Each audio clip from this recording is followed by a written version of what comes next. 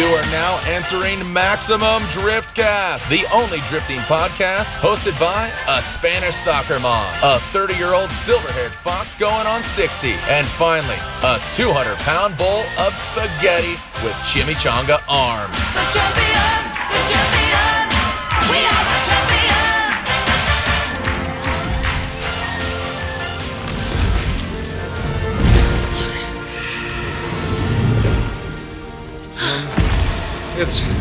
It's a dinosaur. You did it. You crazy son of a bitch, you did it. Welcome to Maximum Driftcast.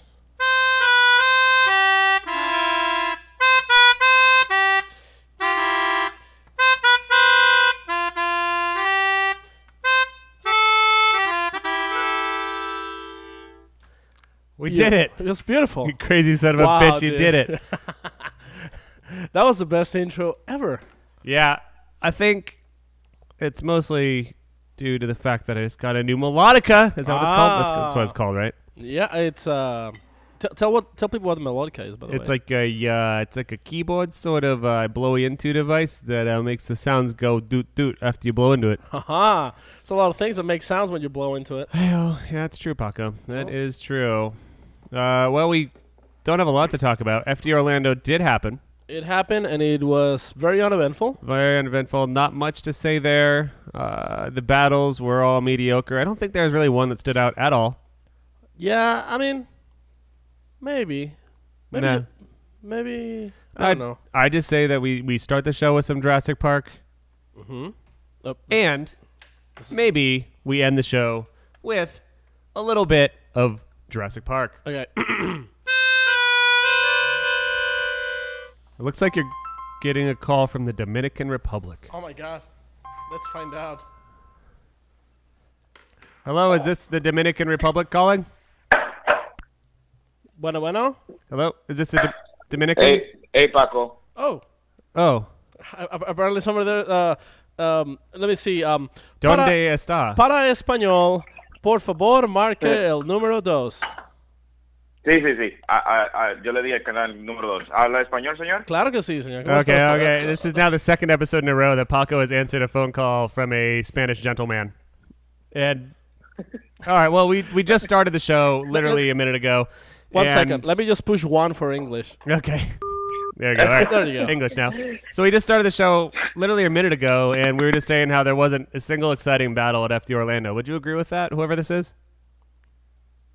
Yeah, I agree. All right, good. Well, have a good night. Well, gracias. Thank you.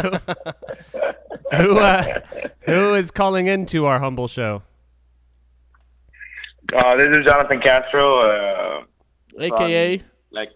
Whoa. Sorry? AKA. I don't know how to. The guy that. The Dominican What? Slayer. Well, I think that Osbo now calls you Ricky Bobby, correct? Because you. That is a funny name that is just coming around because of the Momo, awesome Momo suit. Yeah, It's your Wonder Bread race suit.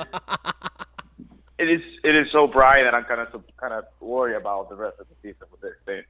It fits perfectly, man. You are Ricky Bobby in appearance and in driving he's style. He's Ricardo Roberts. Ricardo Roberto? Yeah. Who's Ricardo Robert? I think that's the Spanish version of Ricky Bobby. That might even be the title of the episode now is Ricardo Roberto.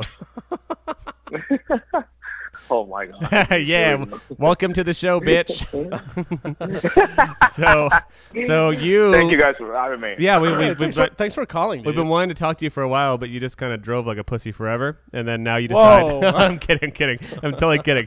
No, we want to talk to you forever, and then now you. We were looking for like the right time and to have you chime in, and I think this is the right time. Yeah, because.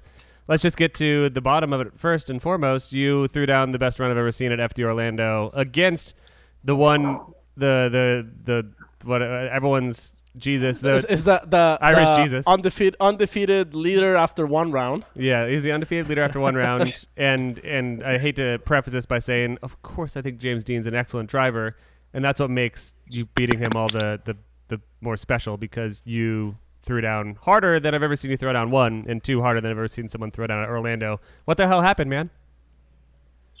There's a lot of talk about that actually, which is, to be honest, now is when I'm starting to feel the tension, let's put it the energy. Let's put it that way. Yeah. Because inside the car was completely different. I'm trying to tell everyone this is not only was me. It has to do also with James Dean, because James Dean is one of the most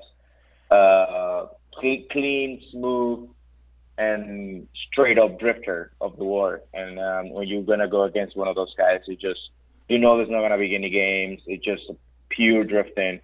It actually kind of clicked and reminded me what I love, what I'm doing, and why I'm doing this, and just took me home. It also had to do with it was the right time, I would say, with experience, with the car just being as a dial it was, and just confident, and just that's just pretty much confident. And I knew he's gonna do a very clean initiation, or just do the same thing and go for it, and it was straight up pure drifting. I don't honestly remember even thinking about it. I would just sit down, put first gear, and just see his wheel running, and after that, I just energy all around my body.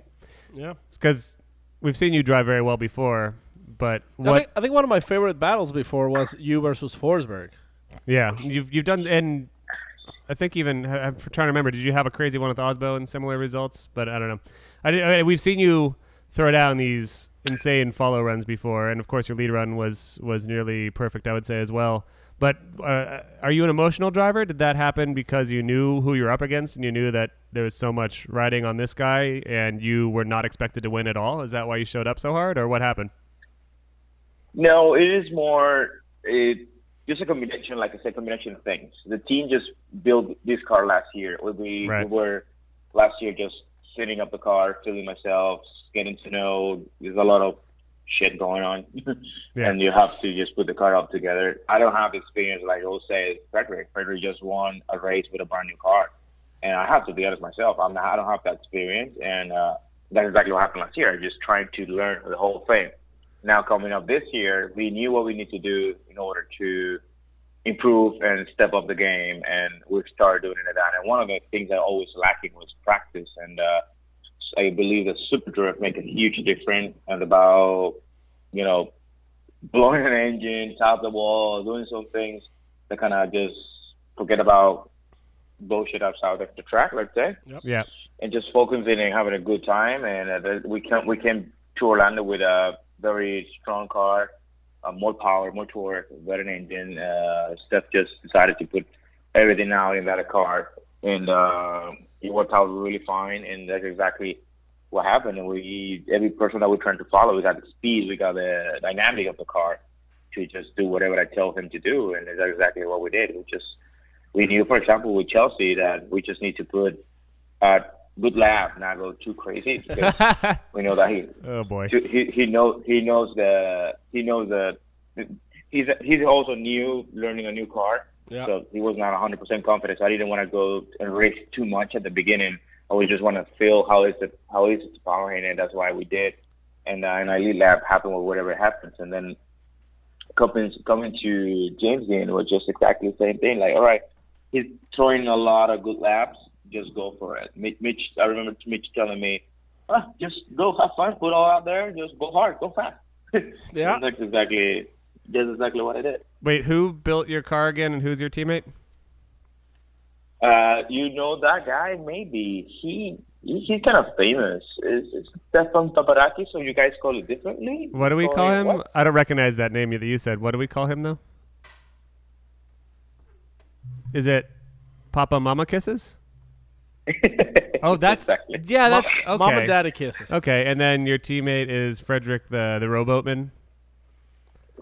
Exactly. Right. But it's a combination Steph, Aldo, or Shaldo. Just clarifying for people that haven't heard of drifting yet, who you were with. So your strategy against Chelsea was to let him hit you because you knew that he was going to go too hard. By the way, before you go, somebody just showed up. And yeah, Somebody just showed up, and he just hacked into the Matrix right now. Hola, amigo. And there we have Corey Horseface decided that he was done. What's up, Johnnattan Castro? Oh, this is Corey. He just showed up. He took a private plane and just landed there? Yeah. That's what happened? He was in Cuba.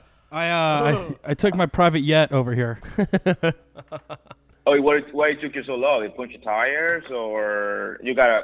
What happened, dude? You just flat a tire or something? No, I was watching a replay from Orlando of this dude chasing James or some shit. Not very good, right? I couldn't. I was trying to figure out what was going on. It's pretty boring. Not into it personally, but you know he called into the show, so we gotta respect him. What a good guy. Yeah, Johnnattan, you're not a bad guy. No, he actually was a villain in a Bond movie once. Was he? Yep. What character was he? Dr. Castro. I thought I was gonna call him Simple Job. Oh, that's true. He probably job. So hi, Johnnattan.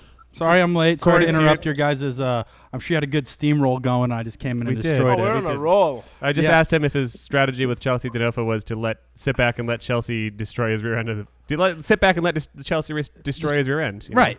Yeah, either or. Was that the strategy, Castro?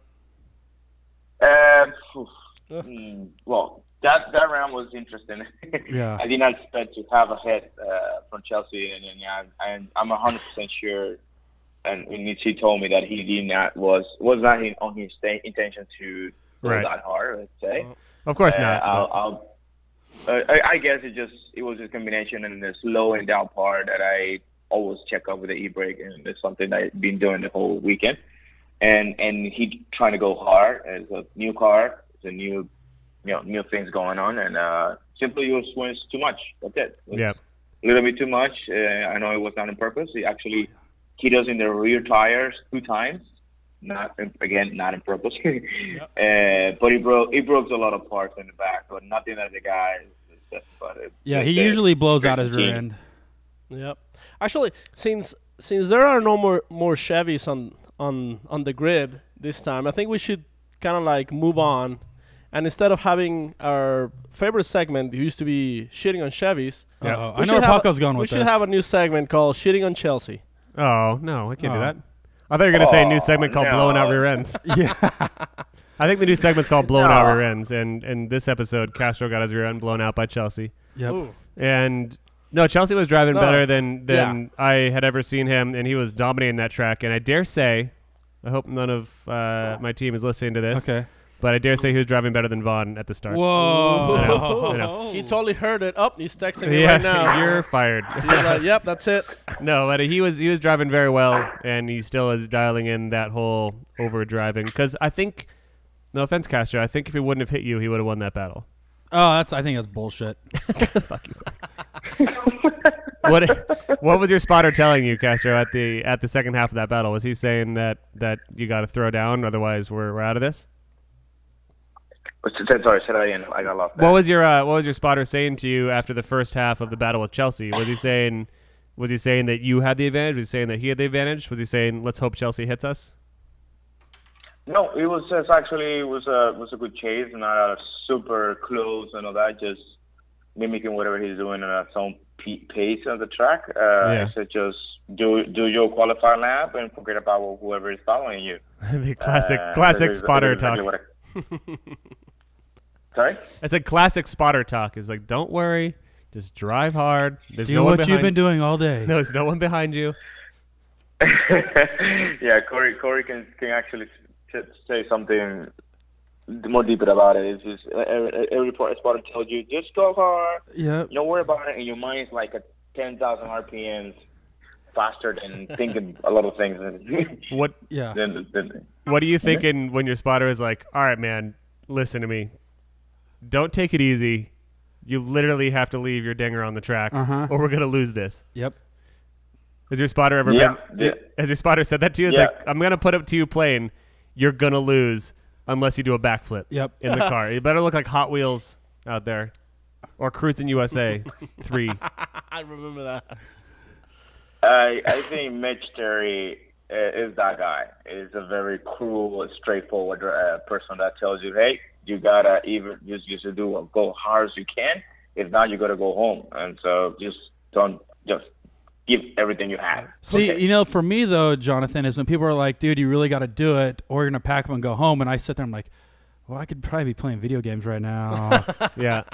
Home doesn't sound bad. Yeah. I would rather go home. I've been here for 3 days already. I'm very tired. I'm very hungry, obviously. Yep. I just spent a lot of money. Yeah. I'm tired. Let's get out of here. Yeah, it's time to go home, I think. So- You guys want to go home?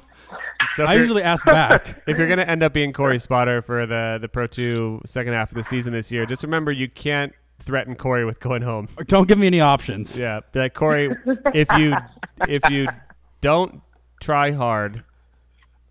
Wait, what is it? No, hold on. If you do try hard, we're going to send you right home, Corey. And if you don't try hard, if you just give up, you're going to go stay straight here. to the finals. Oh, God. That's a tough one. Yeah, so that's going to be tough for you. So I'm going to have to really push. Yeah. I'm going to have to leave the dinger out there. Look, if you want to play video games, get back home to your warm microwave. You gotta perform. You gotta perform. That's to put it into easy to you, Corey. Corey, what would be the ideally speech that you need to hear from a spotter? From a spotter? Let's see. If he wants to pump me up, okay, who am I competing against first? Johnnattan Castro. Oh, shit. All right. Okay, guys, I'm going to say, let me see. Okay, you're going against Castro. Am I going against Castro in the FRS or Castro in the 350Z? FRS, of course. Oh. You're about to go against... Those are two different Castros, Okay, though. you're about to go against Castro in Orlando after he beat James Dean. All right. Hey, Corey, this is your spotter. Oh, hey, when did your microphone start working again? Is what I would respond with. Right. What's the name of your spotter, by the way? Harry Berry. Harry Berry. We've heard a lot about him. Yeah, so Harry Berry is my spotter. Oh, Harry, I lost you through qualifying. How did I do? Oh, well, you cranked out a 68 and he squeezed into 32nd. Oh, shit. Okay, cool. So who are we going against? You're going against Johnnattan Castro. #1 qualifier. He just took out James Dean. Who's he? Who's James? I haven't been around for a couple years. What's going on? I never seen James. And why are these yellow cones everywhere? Yep. Yep. Do I drive through them? No, you go around them. Okay, cool. That's All right, me. cool. responding. I'm gonna right. weave the. I'm gonna spin the weevil. So if you want to beat Johnnattan, Yeah. okay. Here's what you have to do. You saw how he won against Chelsea. You put it right up his rear end. Yep. And then you just push as hard as you can. Yep. For the second half of the course, and you just don't let him push you in your rear end. Mm-hmm. And then you guys could kiss afterwards and make up because it was a good battle. The end. The end. And then, yeah, as a spotter, you always have to say the end after you're done talking. Yeah. Or yeah, we usually do. We still do the radio. All right, we got you clear. We actually talk like we're part of the Thunderbirds. Thundercats? No, the Jets. The Blue Angels? I like the Blue Angels. All right, this is Blue Bogey 44. Hey, Blue Bogey, it's me, Steve Winwood 36. Paco's been working on his airplane voice real hard. He was pumping that up. No, this is cool. Yeah, Johnnattan. What you don't know is like as soon as you get into line, then this very very low car with big wheels pumping some like reggaeton. So reggaeton is gonna show up next to you. Is gonna look at you like, "Hey, papi, are you ready to go? What?" Well, Corey only plays Pump Up the Jams. Yeah, I would play Jock Jams Volume 1. Jock Jams Volume 1 through 13, to be fair. So when you were chasing Dean Castro, did you ever think about slapping his mirror in as a goof? Oh, that'd have been good. You were close enough to do it. You were close enough to Yeah. I would have done that for sure. I mean, just think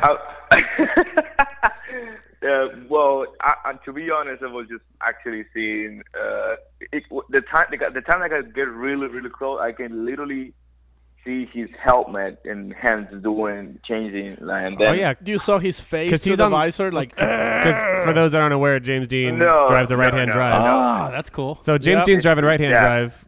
Castro's left-hand drive. So he could have literally slapped him in the face.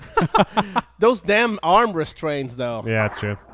Are you? No, you have a plexiglass or arm restraints? I'm restrained. Okay. He have a glass. So he could have broken the window and slapped him in the face. Yeah. After you took off your arm restraint. Right. No, and I point that out because he's actually the first time I'm battling against a person in the right hand. He's in the right hand and I'm in the left hand. Yeah. And FD, and then actually having that close is kind of cool to see the everything happening. I like to see the front steering, the front tires, whatever he's doing, but this time we can see the steering itself and the tires and the helmet. It was like, oh, this is cool. He made your life pretty easy, cool, actually. basically. You were watching pretty much the inboard dash camera, pretty much from your seat. Like, oh, he just downshifted. Okay, I'm gonna downshift too. All right, I don't think he's had time to think about that. I forget. Was it a clean Castro win, or did you guys go one more time? No, it's clean. It was clean. Yeah. Straight up. How do you feel about the people saying that it should have gone one more time? Wait, did it go one more time? I don't remember. I think. Well, to be honest, coming off the banking, I gonna give too much room, and I knew that right away. And as soon as we finished both of the run, watching the replays, I told my father, "Hey, this has to be over one more time or one more time because when I came down from the banking, I lost a little bit ground. And when he was chasing me, it was kind of in some part of the track also he lost ground, so it was kind of even from what I saw on the replay on the screen. And my father told me the same thing, like you got a lot of ground out of the big bank, and for coming up you kind of lost a little bit, and then the same thing with him. So as soon as they gave us it one more time, I kind of feel it right away that was exactly like that. Did you? Why it wasn't? So I need to adjust.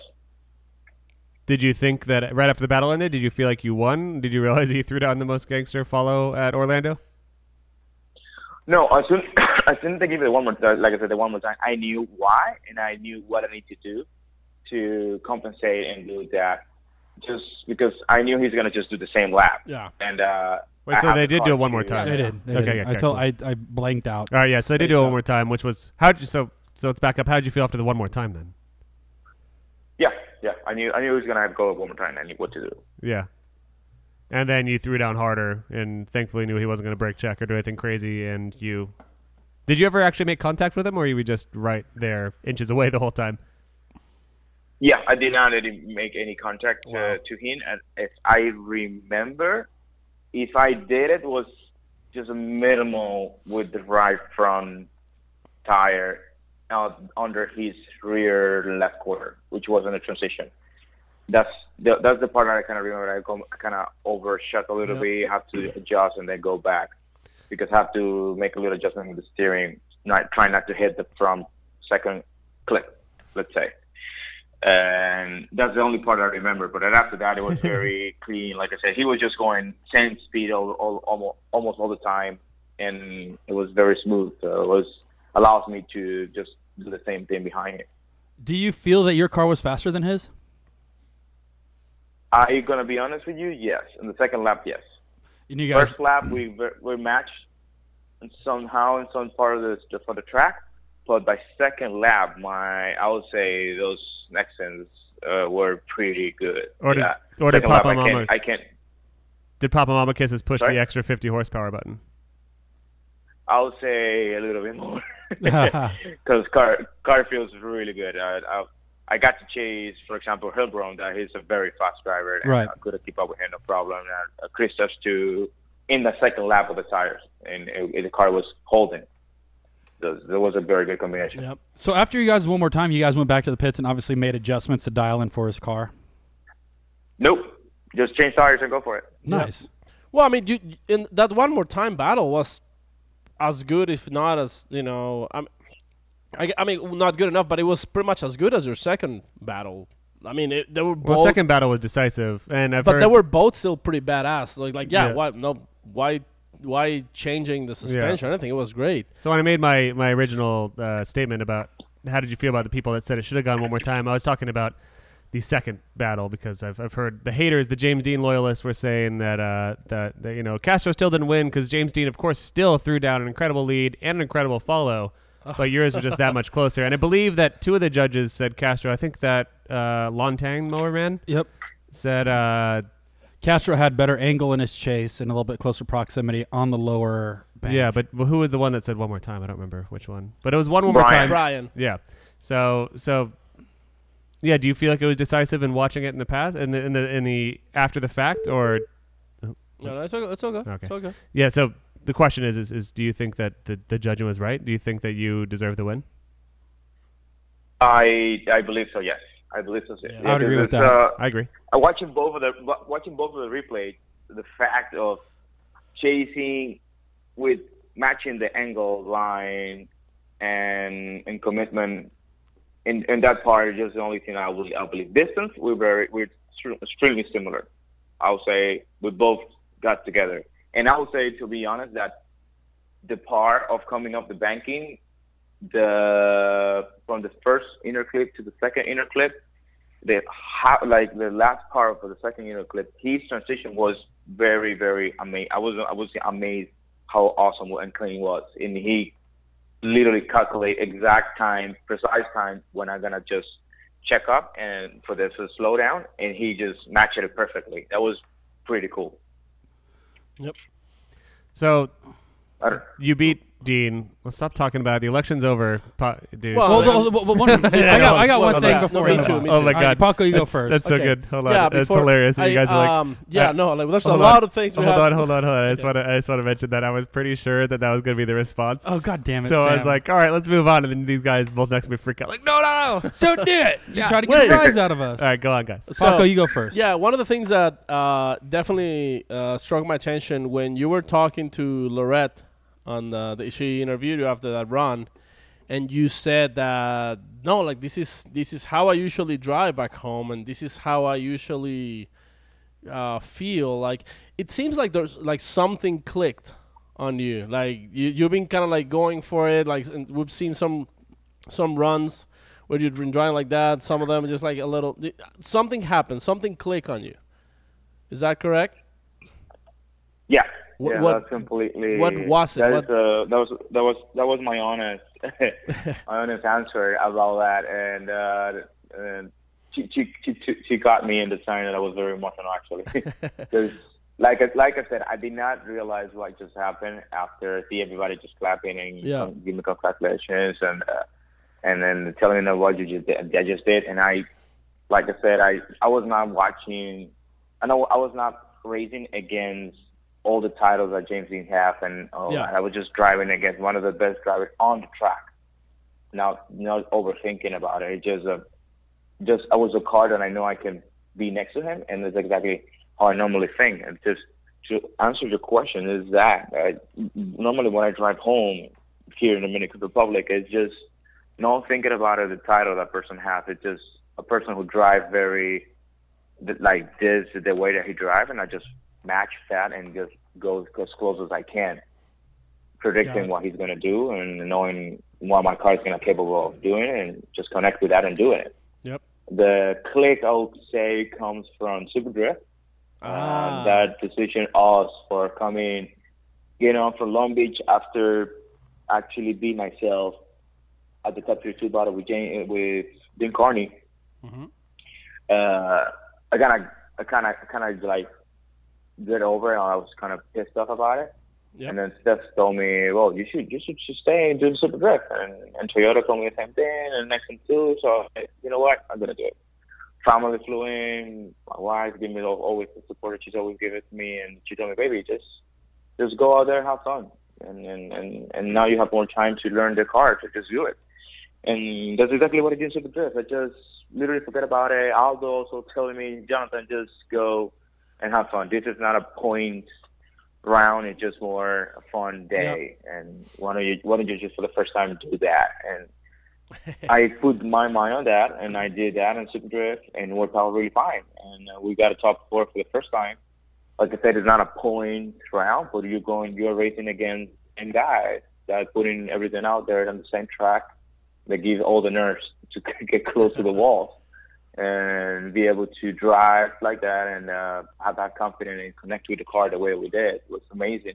Even though we blow the engine, we still come back and kick ass. Let's put it that way. So what was the Dean reference? Sorry, go on. Keep going. Sorry? No, keep going. Sorry. I'll wait till you're done. I'm not going to interrupt this time. No, it's all right. So, and then following, actually, I think I'll say one of the laps that I really enjoy was with Randan.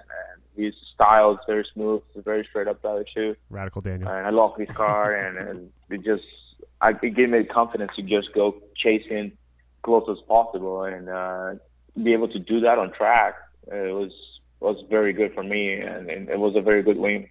It changed a lot of things in my mind and gave me more confidence, and that's I used out that momentum to go Orlando, knowing the track, starting the track the way I did it from last year, all the data that we had, and now with the new engine, more power, more control, more grip, so that combination KW next thing is just, I'm saying this is one of the best combinations I ever had the opportunity to drive. And so, yeah, I can say that's pretty much my answer to that. So my question was, when I rudely interrupted, was you had mentioned Dean Kearney fighting him in the beginning of that. Where was that battle that you fought Dean? I forget, was that at Long Beach proper, or was that at Motegi, or not Motegi, but Super Drift?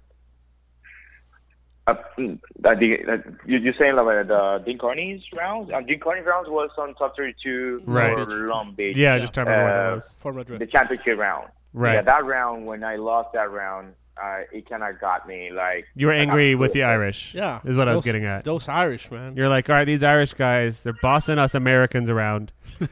You're like, and Costa Rica and no, Dominican. but you bleed red, white, and blue, obviously, which is why you took personal offense to these Irishmen stepping on our soil, right, battering our flag down, and you're like, you got USA in your eyes, and you're your like, heart. stars and bars, baby, stars and bars, baby, and you're like, you took out Dean singing the national anthem, right? Yes, I think Dominican Republic's a different country. Nah, that's all U.S. to me, Nope. baby. That's not that's bro. Costa Rica. Nope, close enough for me. Come on, brother. You're part of my country. If I can see you, you're mine. That's the statement, I think. It's kind of far. It's kind of far away, but yeah, it's okay. Okay. USA. USA.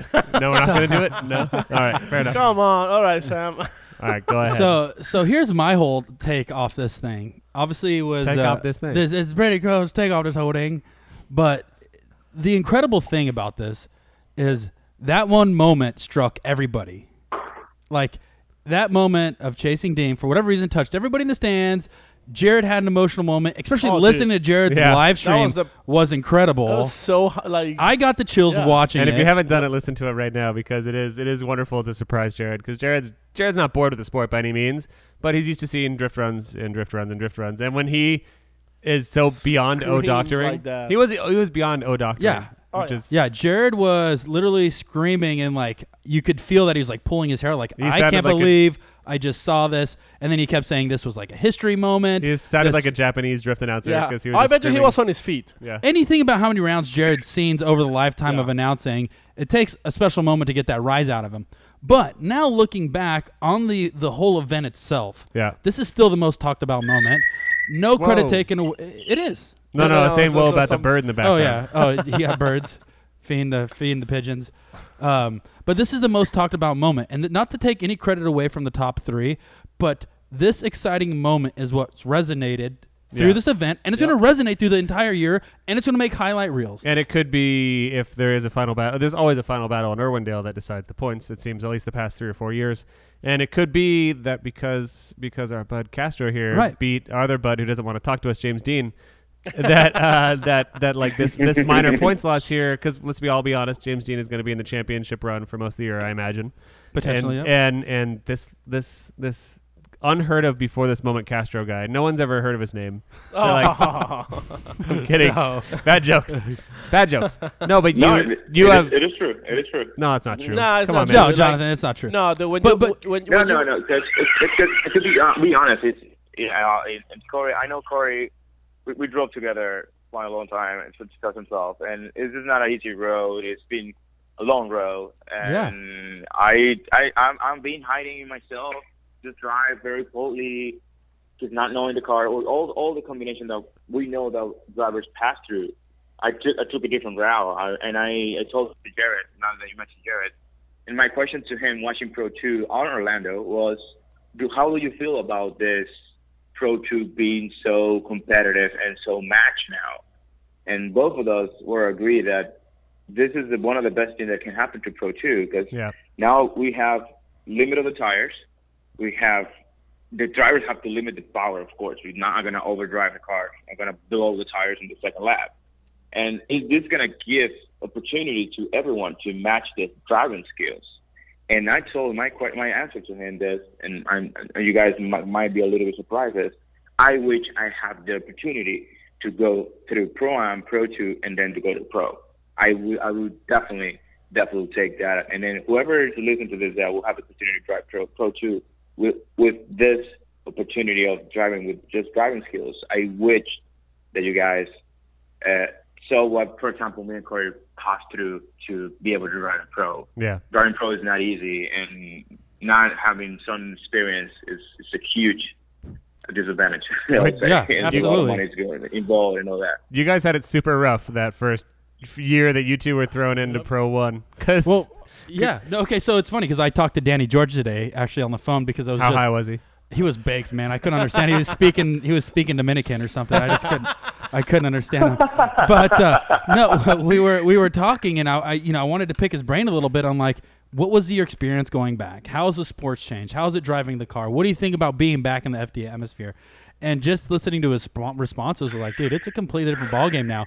But I brought up the fact is, like, you think about it, Johnnattan, when we first started, we literally entered Formula D at one of the most oddest times, I believe, in the sport. Oh, yeah. And the reason... 1,200 horsepower Daigo Saito. Well, even 2012, 2013, 2014, speed was a factor, right? They're judging speed, which is like, you're doing 80 miles an hour through this inner zone. And it's like, for me, and even Johnnattan in some cases, he's like, I can barely get 75 miles out of it, where there's already 15 points or 10 points off your score because you're driving a much slower car than Von and Forsberg. And they would take an average, but it was just like, once again, I know going into this, I'm probably going to be 15 or 10 points down. Then you have a 0 for 2 tires off. You have a 0 if you hit a cone. You have a 0 if you straighten. 0 if you you blow have over a cone. Daigo as the rookie, which is the champion, rookie of the year, and the champion of the series. First times in the cars. It was such... And I think FD was really using those 2 years as almost a development year, trying to figure out, man, we can't keep operating this way. Yeah. Because it was so hard and it was so structured that it took a lot of the fun out of it. And I think at that time when I talked to FD, they were like, we have 2 different driving groups here. We need computers telling us how the judge is, and then we have, let's just have pure fun. And then you have the corporate sponsor saying, I need answers to why my driver got an 81.5 and the other guy got an 82.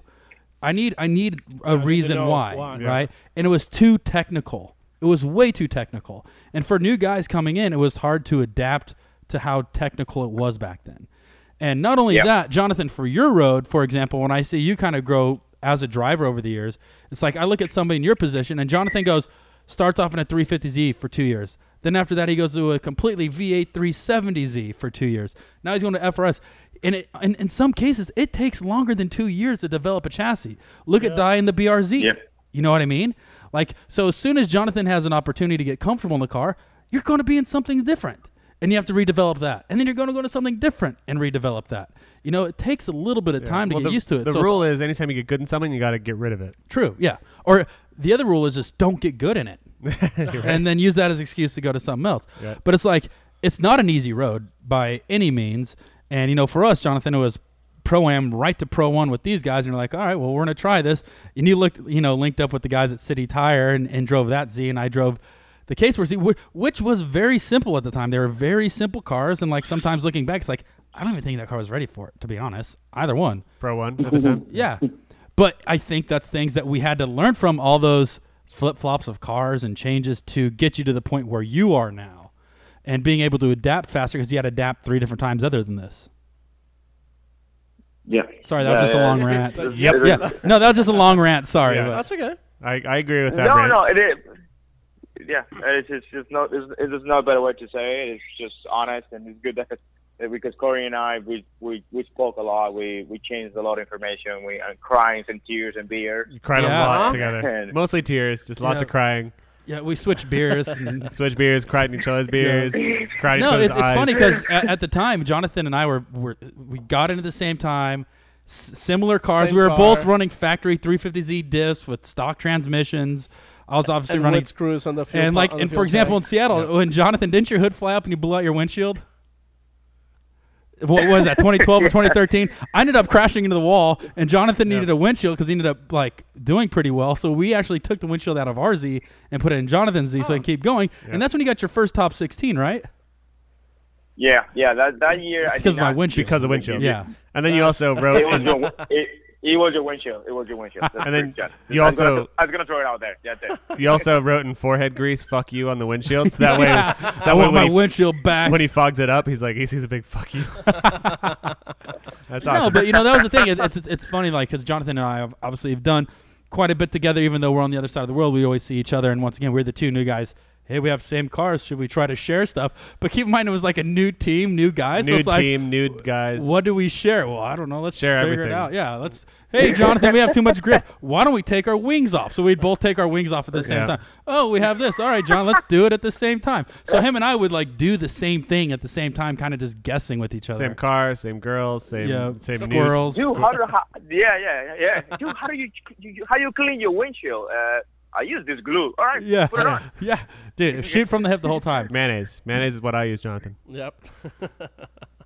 So what? Yeah, I get. Go on. Sorry? No. I am sorry. No. I was just keep making jokes. So no. Yeah, worries. keep Keep no, hold on. the jokes coming. What's your best joke? No, I just got out of it. I was hoping for a good knock joke. Yeah, like knock. Hey, Sam, knock. What, Corey? Knock. What is it? Suck it, Sam. All right, sorry, that's all I have. Oh my goodness. No, okay, so going back. Sorry, I'm No, I know Corey's I'm getting nostalgic. late, so I'm making up for me being late. Corey's nostalgic. Let's say it. Thank you. No, so I want to talk about obviously going back to that run and how important that moment was. But the big thing I want to talk about is that run was very entertaining. That moment connected and touched people's nerves, and that is the most talked about thing of this whole round. And it kind of look back at us like, wow, Freddie did good in a new car.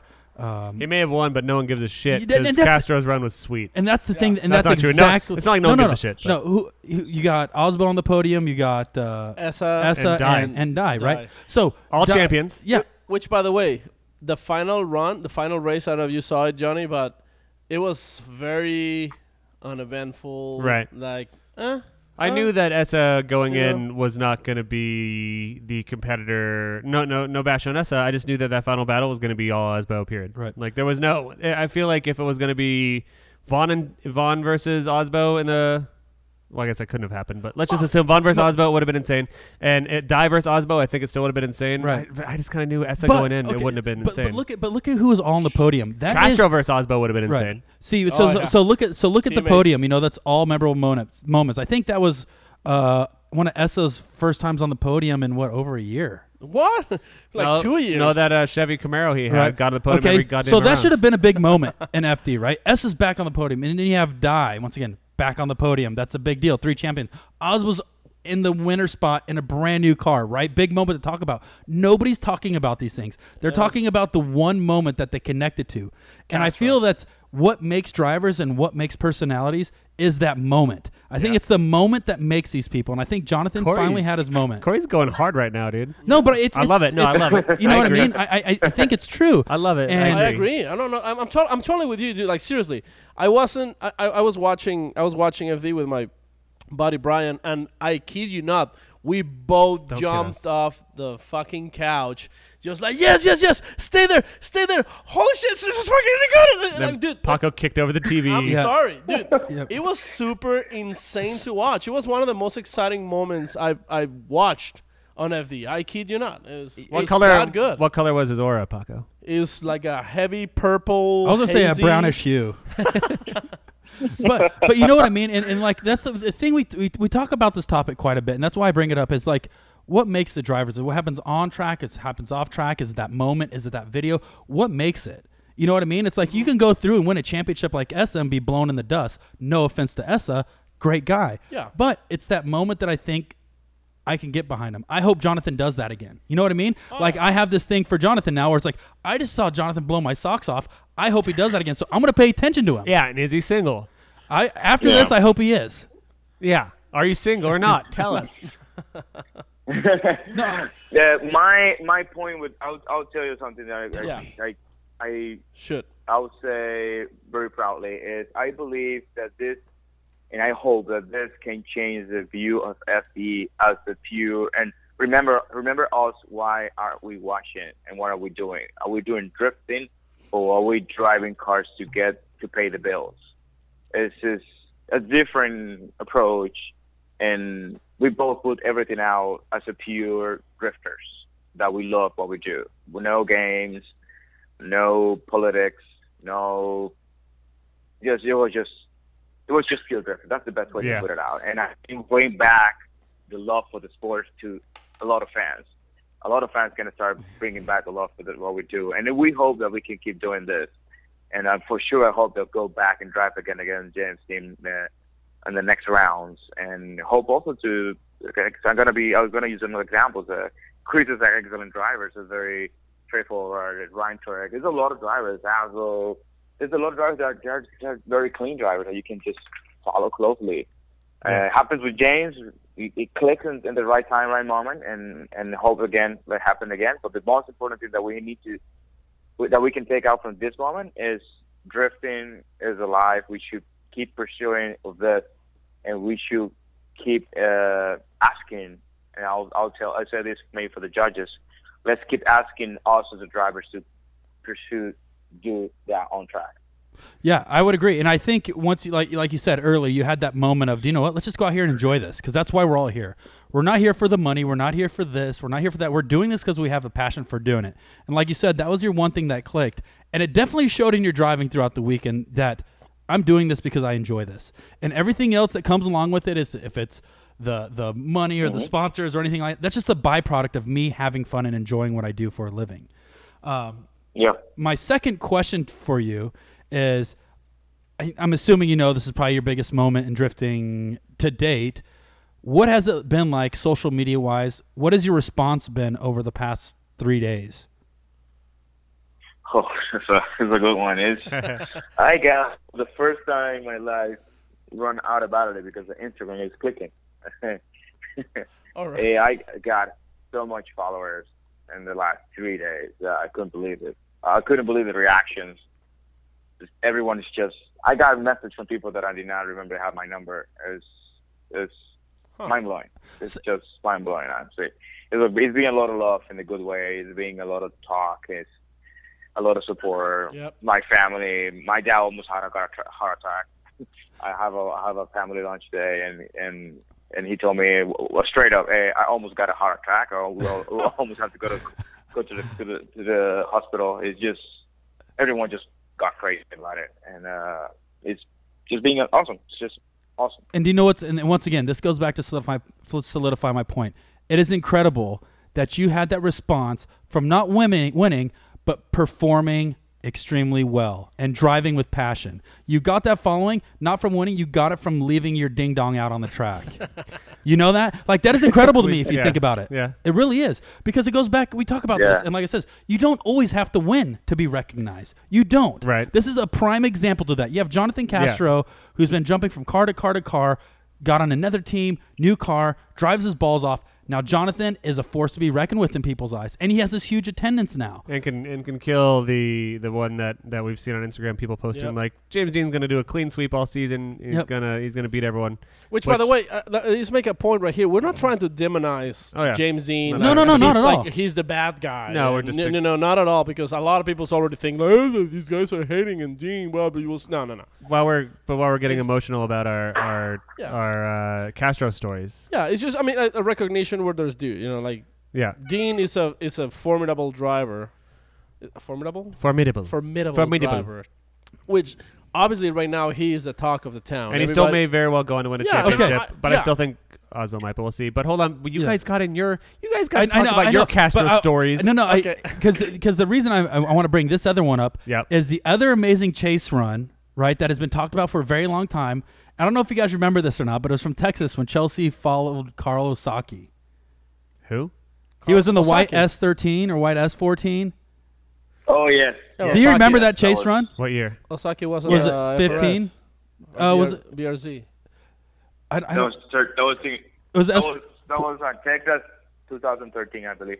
2013 turned 14. But it was like, once again, one of those moments where Chelsea did one of the best chase runs that I think put Chelsea on the map. And it was talked about for a year and a half.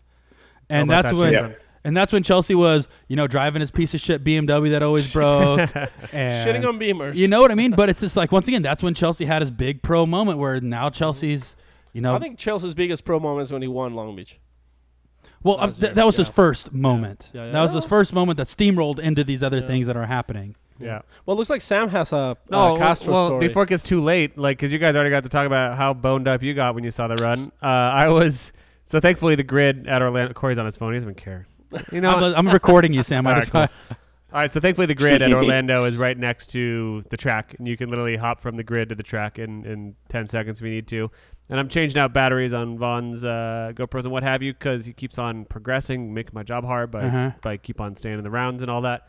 So I'm running back and forth, but I'm also trying to watch drifting while I do so. So I'll take 15 seconds to watch a run, and right as I watched the Castro Dean run, things felt weird.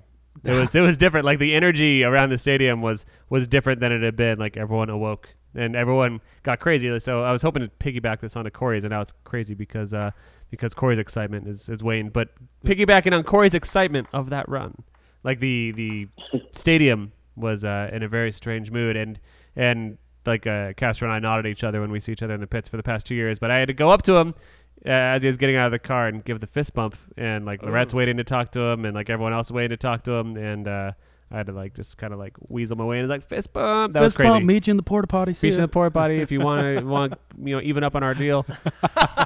But no, the energy there was the highest energy of the entire weekend, and the energy level from that point on was downward.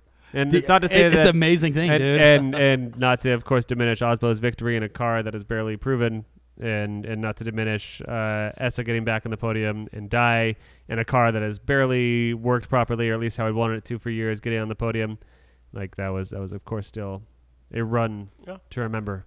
It's not to be confused with The Walk to Remember. Great movie with Mandy Moore and Tom Hanks and Will Ferrell. Will Ferrell, yeah. No, do you know what's funny though? I was like thinking about the audience too, because that's another thing to think about. It's like going to like a Super Bowl and watching like the Patriots play like the Dolphins or something like that, and the Patriots end up getting their ass kicked. Yeah, and everyone's like, the fans like, "Fuck, our team just lost." Yeah, like so, what do we do? I guess we can still keep watching it, but it's like. It's cool because obviously Dean at that point, everybody's rooting for him off his big win. I don't think that maybe 0.1% of the stadium thought that Castro would win. I think it was a shock moment, dude. It was rad because It's to be honest, everyone's. I don't like to hide anything. It was expectations was everyone thought that Jim's gonna just destroy me, and I got that for a lot of people. Everyone who asked me to say, "Oh, who you got next?" James in. Oh, man. Good luck, man. Oh, dang. Well, so that's when people are going, who are you going against? Corey Hosford? Oh, fuck, that's a cakewalk, dude. Yeah, and that's the moment in your mind you have to think, all right, I got an opportunity or even fucked up, or just go for it and drive. Or make history. Or T-bone him into the wall. Just keep it on next to that legend, and he's gonna drive clean. Just because my mind was like, all right, this is a clean, straight up driver, one of the best of the world. Just absolutely go to his door and stay with him. You got the car to do it. Yeah, okay, that's good. And I forget about it. And every person that kind of do that, even I make jokes with some people saying, hey, all right, if you beat him, we're gonna give you whatever you ask me. Let's make a deal that day. And I'm like, all right. Cool. Now I have your firstborn child. I got a lot of things to collect right now. Oh, nice.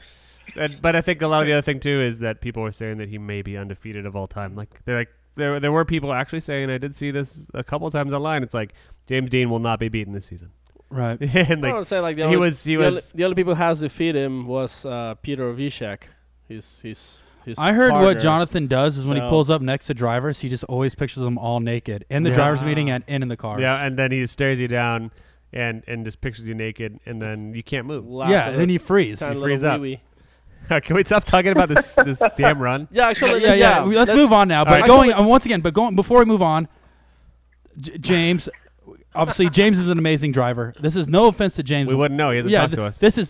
He's an incredible driver. And like even going to Long Beach, I was like, I wonder how James is going to do this year coming to Long Beach. Different game. James killed it. James is a phenomenal driver. Yeah. I think just Johnnattan was better that day. You know what I mean? Like Johnnattan had that moment that day. They're all incredible drivers. Anybody that drives in Formula D is the best drivers in the world, or considered some of the best drivers in the world. Even if from first to 30 seconds, it takes a special person to be there. Everybody in that arena is equal in my eyes. Yep. But thankfully, now moving on. But thankfully, we now know he can be beaten by the old red, white, and blue. Yeah. Yeah. So you had talked about how we'd already talked about this once, but did you get a chance to watch Pro 2? Castro? Yes. What did you think of that? Because I feel like the Pro 2 there was very different than I've seen in the past.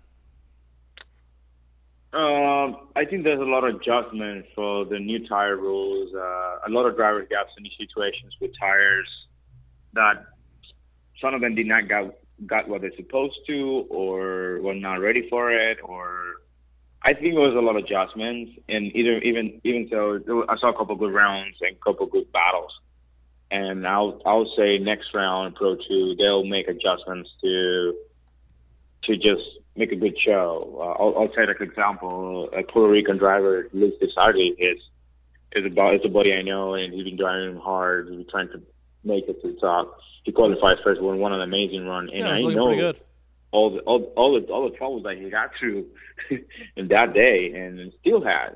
He's been struggling with the car, and now he's just slowly getting better and better. And I'm sure for next round we're going to make big adjustments. And so all that, I saw good battles. I saw very good. Yep. So to me, from a spectator's perspective, it looked like Formula Drift Pro 1 like 3 years ago. For the first time that I've watched Pro 2, it looked professional. And granted, there were mistakes, and granted, there were hits, and there were weird errors, but that was literally what Pro 1 looked like 3-ish years ago. Mm-hmm. So Pro 2, I think, it was a respectable competition, and there was not non-active chases. There was not just going so far off the course and wild-ass spinning out into the dirt for no reason. It was a professional-looking competition, and Corey, you're so screwed. I know. Obviously, I was sitting back. I watched the whole event throughout the weekend, eating my yogurt and baby carrots. Wait, hold on, you were on the go, weren't you? Yeah, I was watching on my iPhone eating baby carrots and Go-Gurt. As my mom drove me around in the minivan. But he's spilling Cheerios all over the backseat, just destroying it, putting stickers on the windows. Typical Corey. No, the thing that I love the concept of Pro 2, and I'm a big advocate. I'm a big supporter, even though I have not competed in the series yet, which I am going to be doing this year. Involving myself with FD in so many different ways. I speak to Ryan. I try to speak to the staff as often as possible. How can we make this series better? And how can we give these drivers an opportunity to have a longer life in the sport? Rather than burning out in one season and saying, do you know what, I just can't make it happen next year. It's like, what can we do? Fish oil, longer life. Yeah. Take some omega-3. Yep. No, and that's one thing I'm an advocate for. Even though it's like I'm behind the scenes, I don't compete, I still push. I feel as hard as many other people out there to help progress the sport. And once again, I think Pro 2 is a great thing, especially coming from where we came from, Johnnattan, to have another opportunity to grow into that big gap between Pro-Am and Pro 1. Here's the thing, though, that I picked up over the weekend watching Pro 2. For one, let's go back to qualifying. I was super fucking bummed I was not able to watch qualifying. And I do personally believe it's unfair to the drivers to not have baby bird screaming in the background. No. Pause. Is that a baby bird or a baby child? Castro. Sorry, it was a baby boy. It's a baby boy. Baby boy bird. All right. Yeah. So what I was saying is I was very disappointed that I did not have a chance to see qualifying. And the reason that is once again, we should give everybody an equal opportunity for promotion, for media, for marketing. And even though qualifying, it is what it is, it's still an opportunity to make a name for yourself in that one qualifying run. I feel that needs to be on live stream or better documented, so I can tell my sponsors, hey, I'm qualifying today, please watch me. And I think FD should make the effort of at least just streaming that on Thursday. Even if it's single camera, even if it's like... It doesn't matter. Yeah, they don't need the full camera crew, they can do something. They need to do something because it is fair to the drivers. And once again, the only reason I'm saying this is I'm trying to make this fair for everybody, and if it's something else that I could sell to my sponsor saying, hey, do you know what? You can watch us on qualifying, and then you can watch us perform on Friday. And then when you don't qualify... then you can watch my Instagram live stream. Yeah. But you know what I mean? But I still think FD needs to do things on their ends to better promote the series. Yeah. They need to. The driving is getting better, but FD needs to push it more. They need to push it as, hey, this is our development program. We have up-and-coming stars coming from Pro 2. Well, Check these guys out. We're not going to not play anything for 2 hours during halftime. Maybe we have a halftime show. Get some dudes on there with some jokes. I think now that, halftime show, get the Pro 2 guys to run another competition, or get the Pro 2 guys to do demos or exhibitions. Or let these guys drive as much as they can. Corey Hosford on a Segway, lighting fires. He has and he's hitting the jump. He just went over the jump. He's going to do a backflip twice. But here's the thing. I think now that the driving is actually getting in a more respectable level, they might be more interested. You know what? We should definitely broadcast all this stuff because it's getting a lot better than what it was. Honestly, I wouldn't like to see qualifying from 2 years ago in Pro 2. Now I do. No, yeah, you have to give it up, and Paco, you're right about that. But you have to now you have to know that FDs they did make a lot of changes to make the show better. Yep. And as we know, there's a little adjustment here and there. And I believe that this round, Orlando, they have a lot of notes and make adjustments. Now that you're saying that, Corey, that's something that we can send straight to them. And something else, maybe have the pro guys to be in the judges' stand and talk about it with Jared or Ryan and qualify, just not giving the numbers to them, just trying to talk and make it easier. Something similar to what we did the FD doing for Super Drift. They had, for example, they had this time Frederick and Chris talking about it from their experience. What's going on track? To have the people entertain and kind of do the same thing. And the level, like you just said, is getting better and better. And these guys are adjusting right away. Rising star is just Kevin. Kevin Guns he destroyed even with some. And what I saw, it looks like he had some issues with tires or grip. I would say he could control the pace of every race that he did, and that was remarkable. It sees that this guy is growing. Not only as a driver, they make a strategy to finish the race and get off the podium. It's amazing. You know what I mean? Right. Yeah. That's the thing. I think Pro 2 is never going to go away. It shouldn't go away. It's once again, it's a great platform for drivers to make that jump in a much smaller manner, rather than, like we said, going from Pro-Am to Pro 1. Getting off the subject of Pro 2. I want to know what your thoughts are on the top 32 bracket or the top 32 field with the Byrons and things like that. Five Byrons. Lord Byron. How has this competition been this year with such a small car count, and what you think of that? And then finally, why is that? Oh, that's a tough one, dude. You're giving a really hard one. Well, the only reason I asked that is because I try to think of it myself. Why is it to a point where this is happening? Is it just not having enough drivers because they can't come up with the funding? Is it something that FD is doing? Is it something a driver's choice? But is that a good thing or a bad thing? What can we do to fix it? I don't know. It's just interesting, Think about when we first started. I keep going back to that when we first started. But it's like, dude, we had 60 cars. You know what I mean? We had 60 cars going up in 32 states. That means half the field went home. And I went home a majority of the time. And that was rough. And that was rough. It was rough. But now you're at a point at the complete other end of the spectrum. You have 27 cars showing up. Yeah, I would say we have 60 drivers per FD weekend, Pro 2, Pro 1. That's exactly what was happening back in the days. We have 60 drivers that supposedly to be in Pro 1, but we knew that we need experience to be in Pro 1, and we didn't have that jump. It was Pro 1 or Pro. Right. We didn't have that medal, and that's what I said in the beginning of the area in the interview. I wish to have Pro 2. I can go to the Pro 2, spend experience, and adjust to the series, adjust to the car, and then jump in the Pro 1, and with less big as a jump. You know what I mean? Right. So I believe that we're going the right road with Pro 2. Pro 2 is growing, as you see. It's new drivers coming up, new rising stars coming up.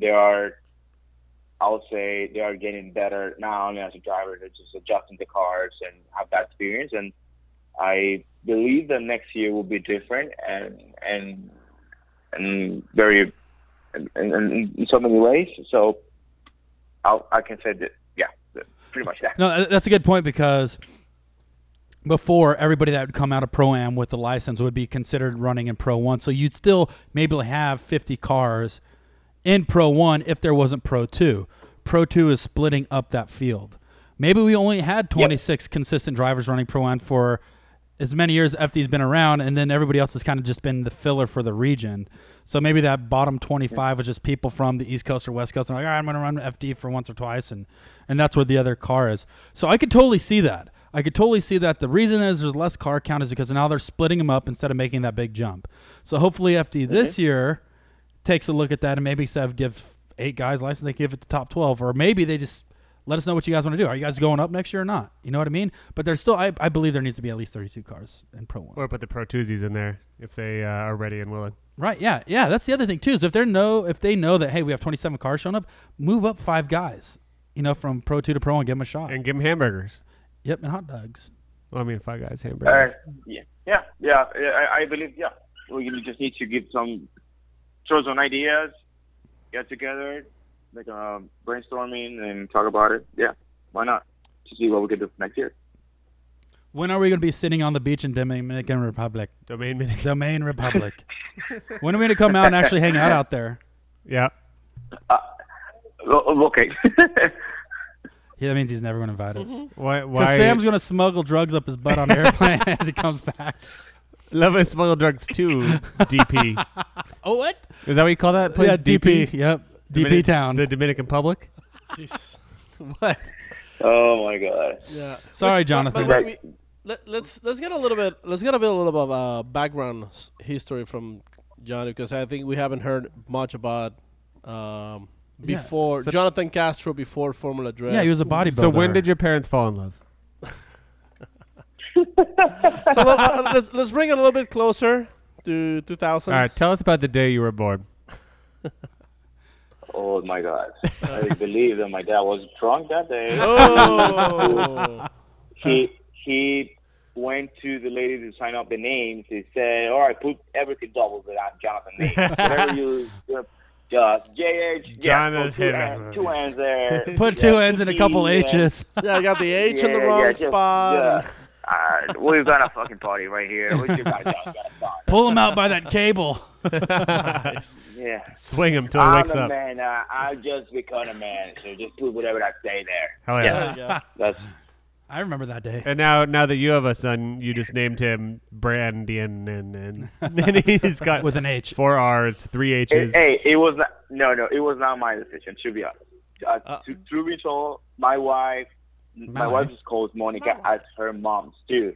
Same name, same way. And she said that she wants to have baby boy the same name as his daddy for personal reasons, and that's what we did. I did not make the decision. I was actually looking for different names, but you say no.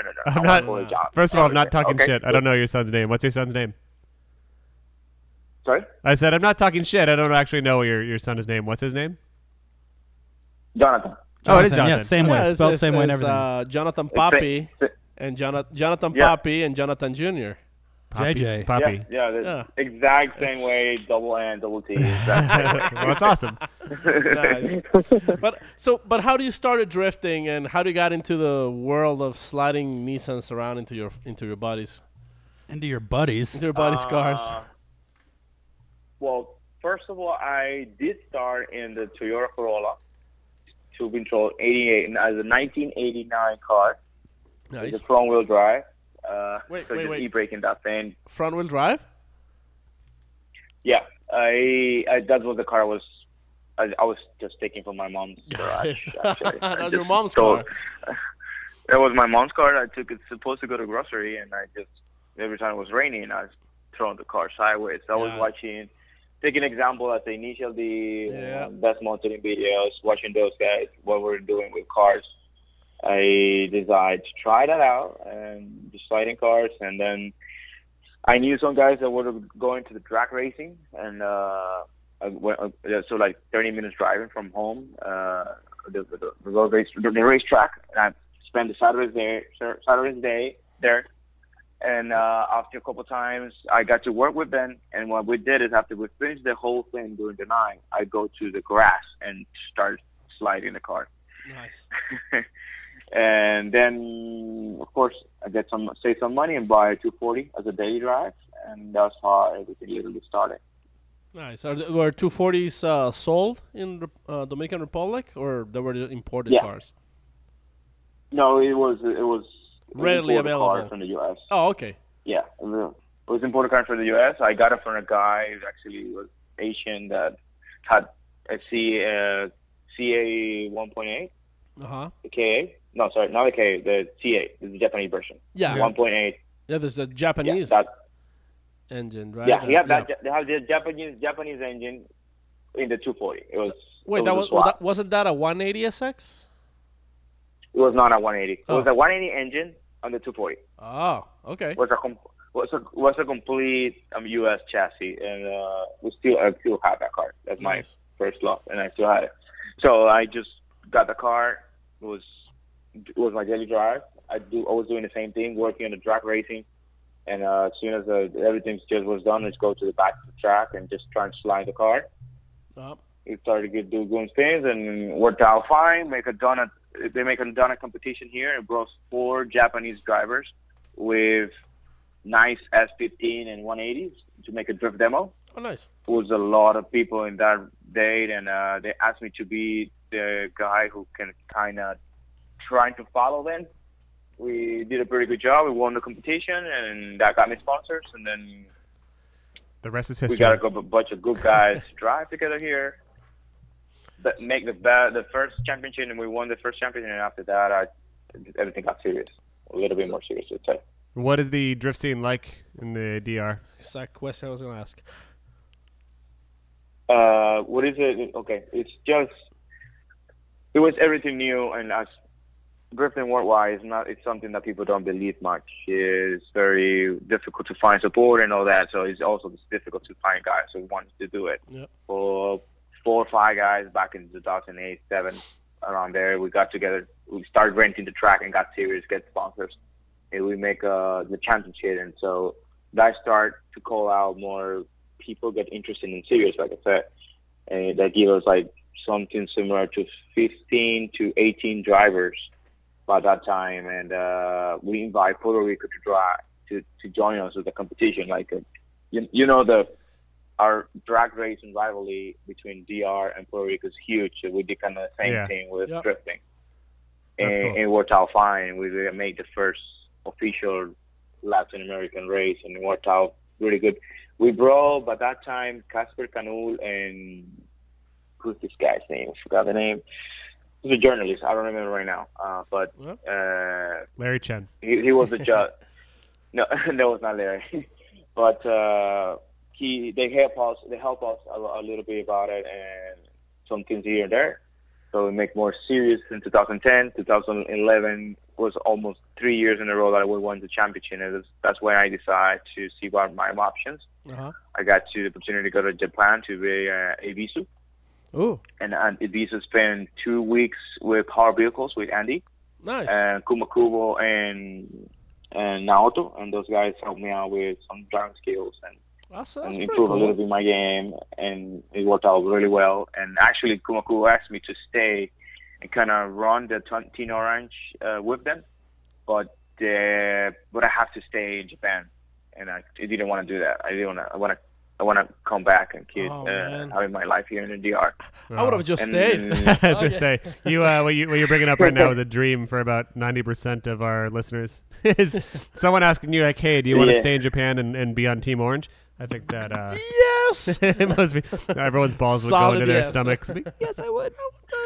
Yeah, but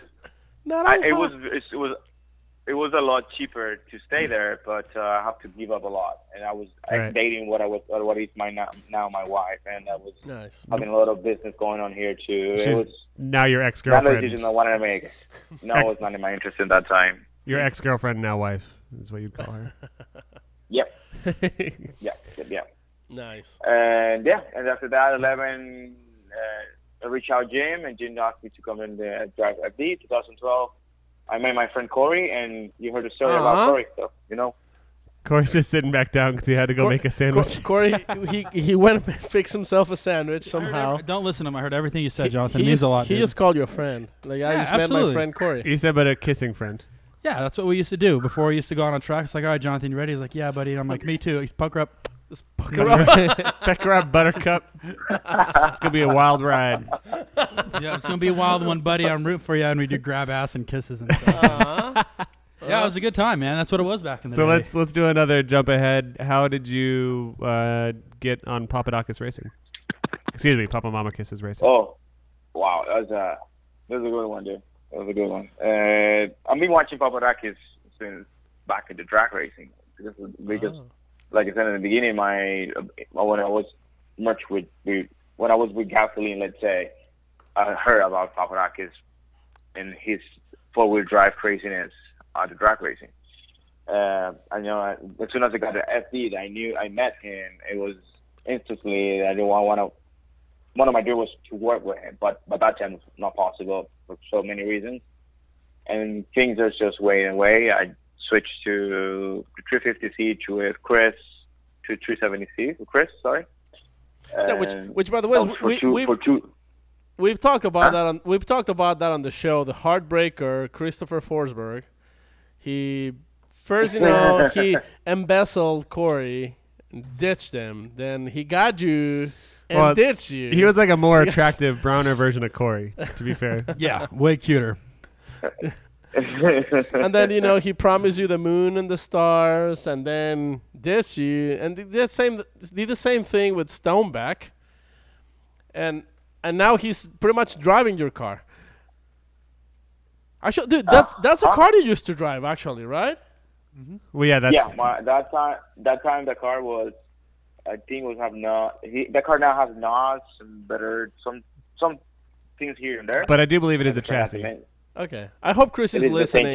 Yeah, because he couldn't beat Dean in the same car, and you beat him up, and you beat Dean on your new car. So I will not compare that. But no, we're just kidding. We're just kidding. But okay, these guys. I'm sorry. I'm getting distracted because these guys are Snapchatting into each other. Sam is an asshole. Corey was eating a sandwich during this whole conversation, and he's chugging a bunch of water. Yeah, because he was getting all hot and bothered hearing about this Chipotle sauce in the sandwich is burning me up. So I hate you, Sam. I won't post it unless the internet really wants me to. But let's back. So you get over to Papa Mama's and you're like, all right, I'm tired of this Z bull honk. Hook me up with a 8.6. Is that what went down? I barely hear you that one. I have a bunch of marbles in my mouth and I'm hard to hear. So you more or less show up on Papa Mama Kiss's door, knock it in, and be like, Z's are bull crap. I want an 8.6 because they have less capable suspension travel and they're smaller wheelbase. Like, I want it fast. Why? How did the interaction go down between you and Papa Mama? It was after the 2015 breakup with Chris. Chris decided to go to a different route for the better for the team. I knew that news very late in my. I got the news very late in my hands, and my wife was expecting to literally be having the baby 2 weeks before the news. So it was extremely difficult for us to take it and make a decision. But luckily, by that time, to talk to Steph, the opportunity. I talked to a bunch of options, but which I talked to Steph, and one of the straight up conversation was, I think the best route will be 86. Why I'm telling you this? Because it was one of the things that we talked less. It was kind of straight up decision.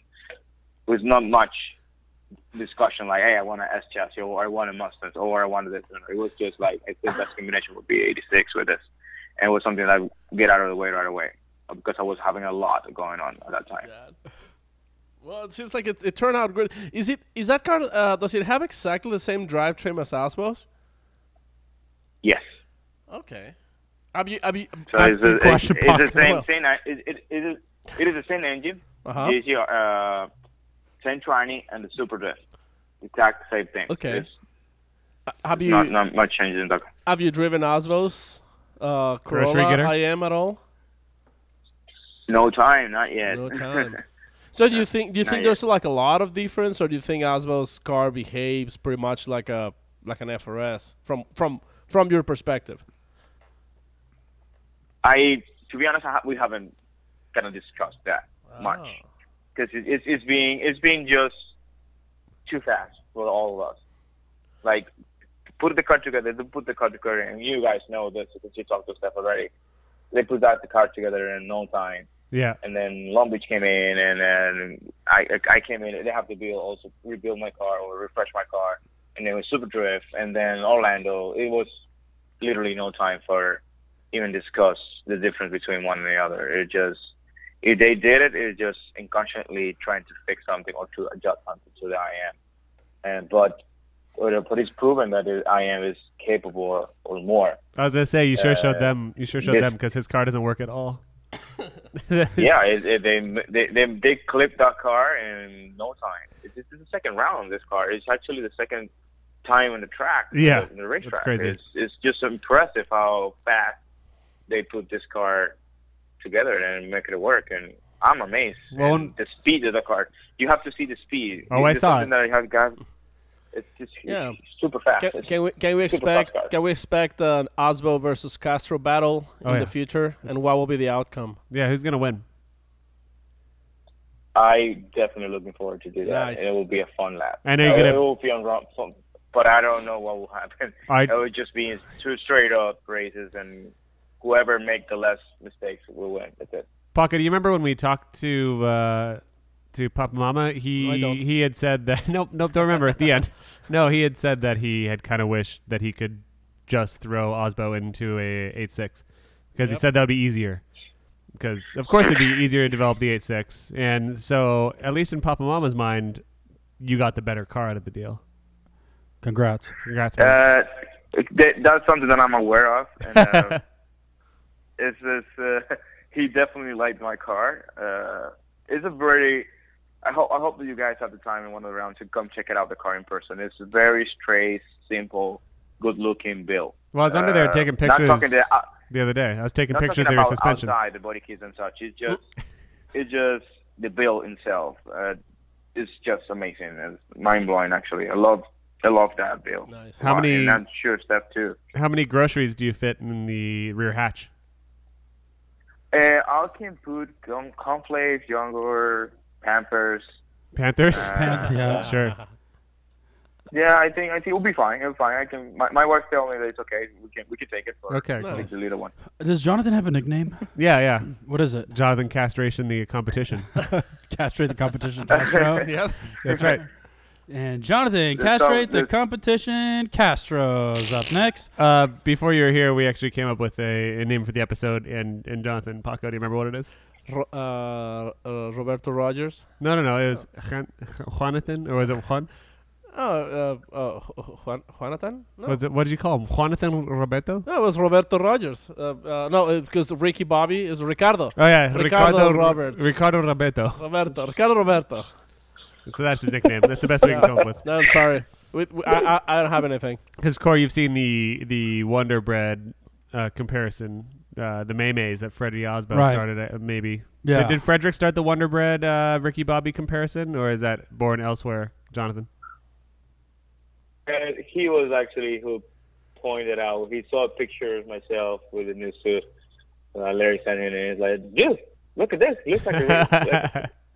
And then he just straight up showed the picture of Ricky Bobby, and I was like, "What the hell, man? This is going." So after that, everyone just called me that name. So that was a good Frederick Osbo impression, by the way. Dude, I even picture with a big yaw. You know. Big yaw. Hey, Jonathan, come here. Come here. Let me show you this picture of you. I must break you. Hey, Jonathan. Jonathan. Do you want to hit some of these questions, Paco? Because these are maybe some of the best. Jonathan needs to go to bed. What time is it over there? Wait, these are maybe some of the best Instagram questions I've seen. Yeah, what time is it in the DP? DR. What time is it right now? Yeah. It is 12. Jeez. It's midnight. Okay, it's totally Corey's fault. Sorry, that was my fault, Jonathan. All right, so what we're going to do now, Jonathan, is we're going to jump in our popular segment of fan questions, where we come around and we ask you all the fans' questions off our Instagram. Yep. That was a great intro, guys. Fan questions? Yeah, so these are questions that we asked the fans on Instagram what they would like to ask the king of FD Orlando. So basically, even though I didn't win. To sum that up, is if you had an opportunity to ask Johnnattan one question before you died, what would it be? And the first question we have, first responder is S Bennett 713, and he says, "Was it worth it?" That's a great question. Yeah, thanks. What is it worth it? Was it worth it? That's it. Was it worth it, Johnnattan? No, hold on. Yeah, we don't understand either, of course. Okay. But I mean, the question is just simply, was it worth it? And interpret that as you will.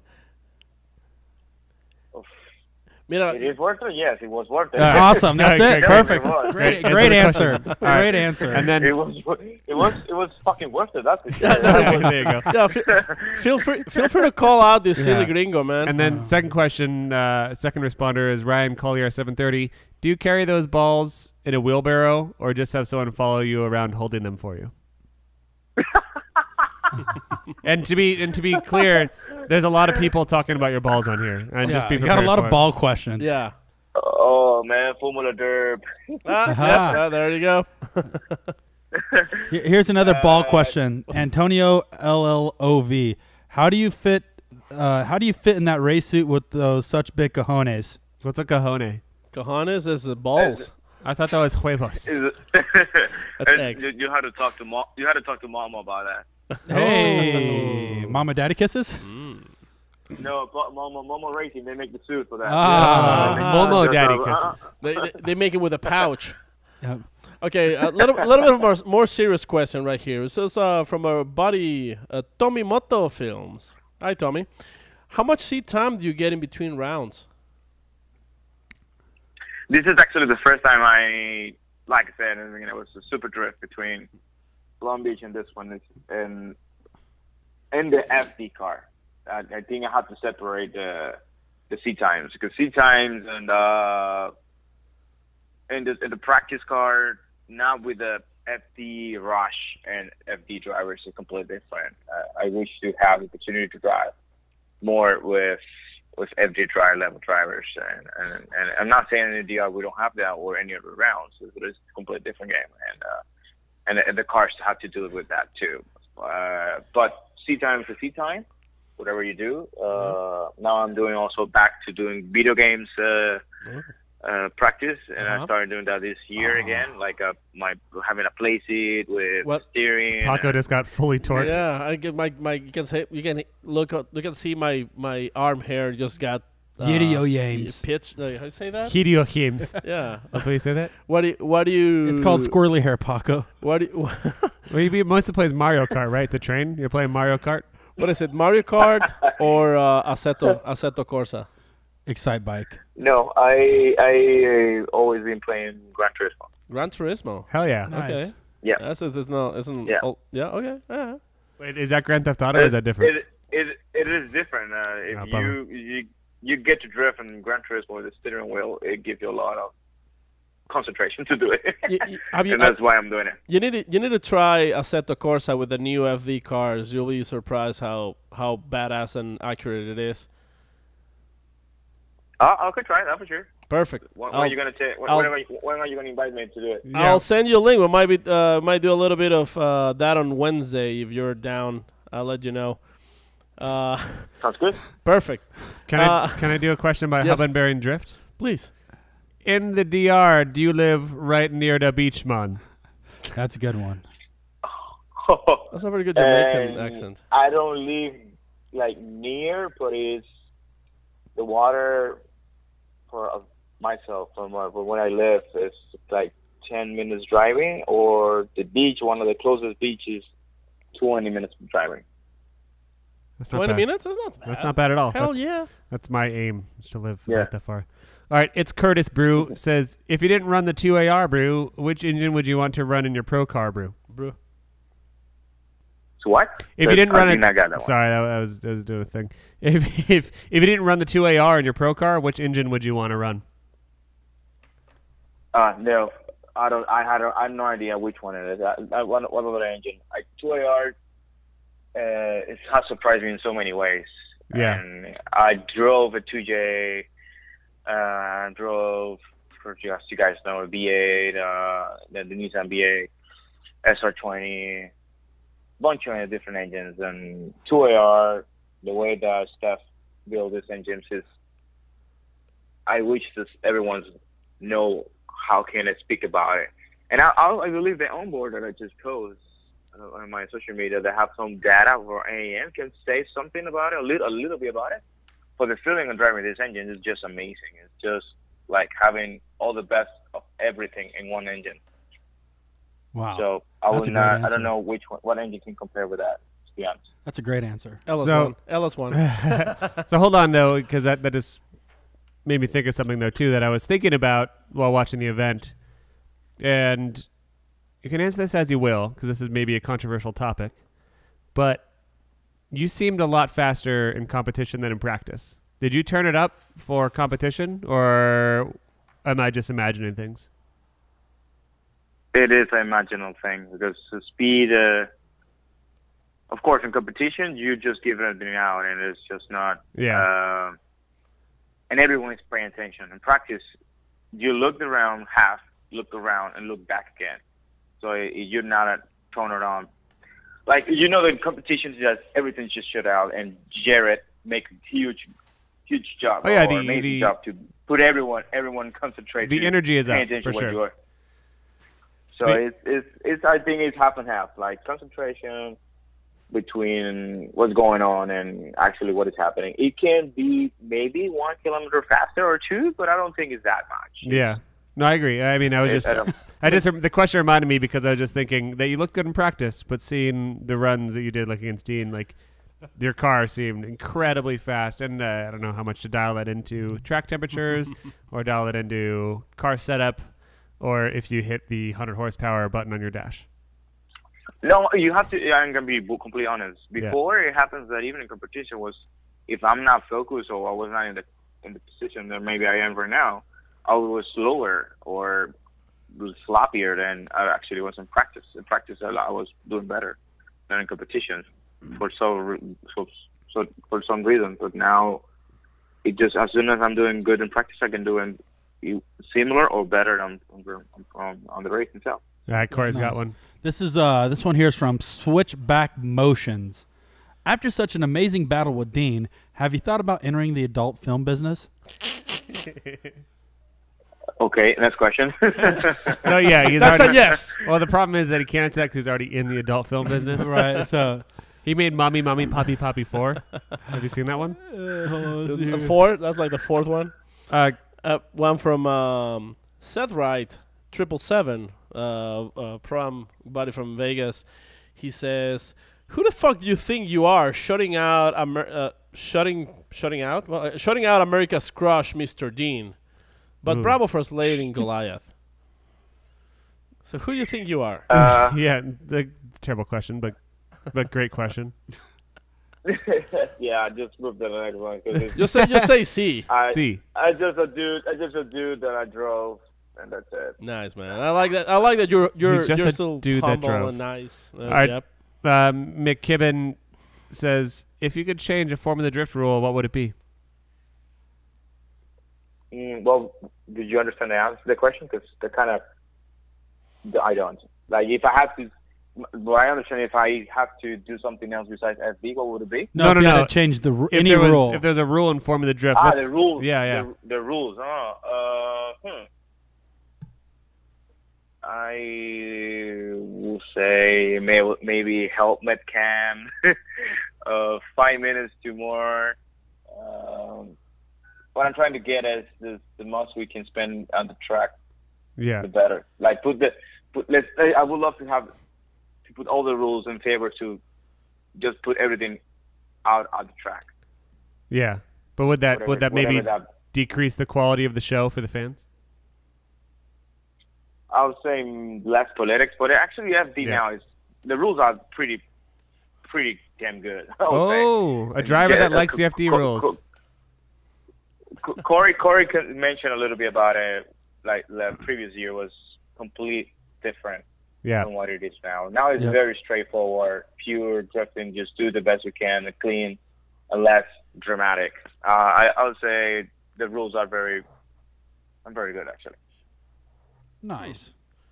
I have one from. Okay, back to the not so serious question. Seems to be better.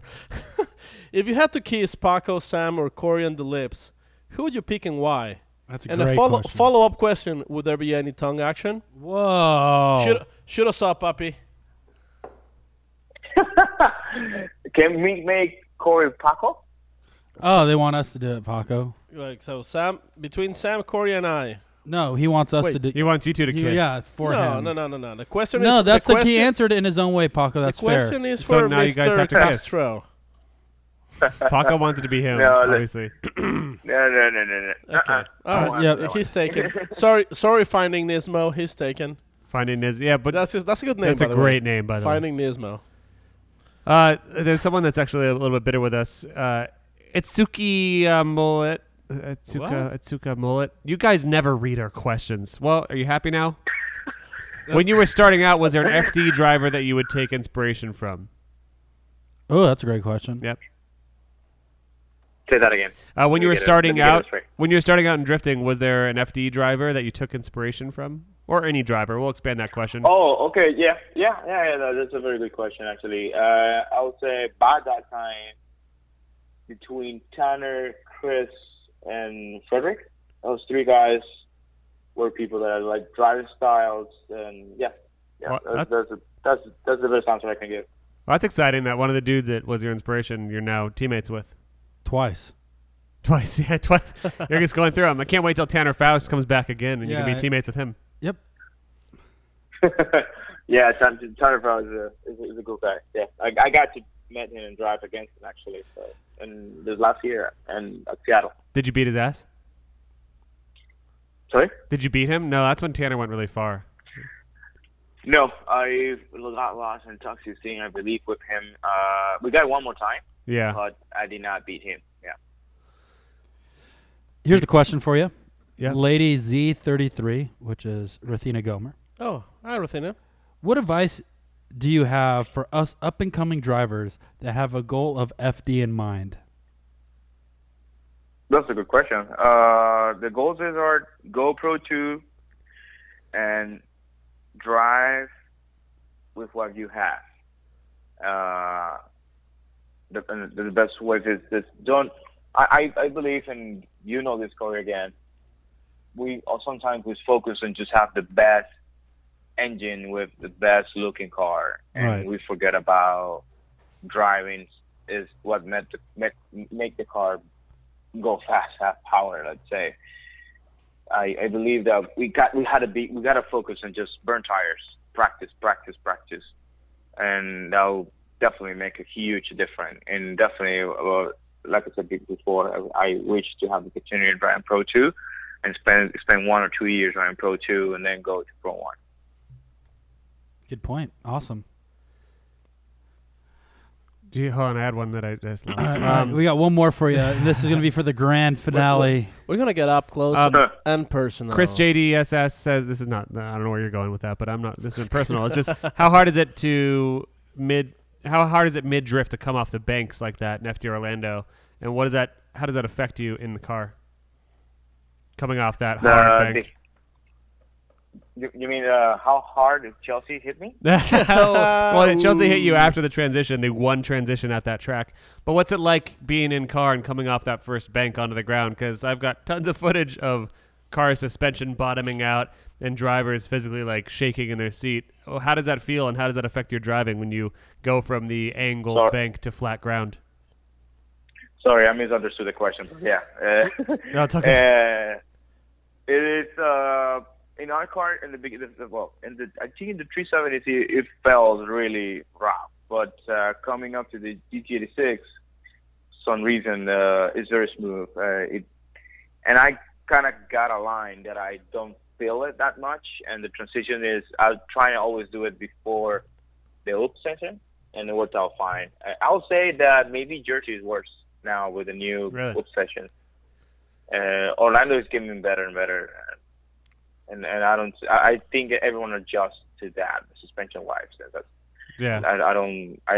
I think this year was way better than last year. I don't know if you guys agree with that. I would agree. It's funny though, seeing Thursday practice setups versus Saturday competition setups, because Thursday practice, everyone was bottoming out, like they were reaching maximum travel and slamming against the ground, and suspension was just hitting full travel. And then by Friday, and Saturday, people had adjusted so their cars weren't jumping 2 feet in the air and flying over these bumps in a weird way.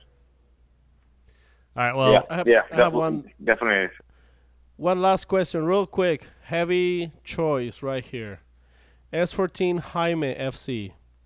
What do you like better, reggaeton or bachata? Oh, That's a good okay. one. Yep. That's See, that's a John good just one. laughed so hard at it, Paco. Yeah, he's See, like, he loves that. Yeah, that's cool, both of them. All right, Johnnattan. Whoa! Think- no.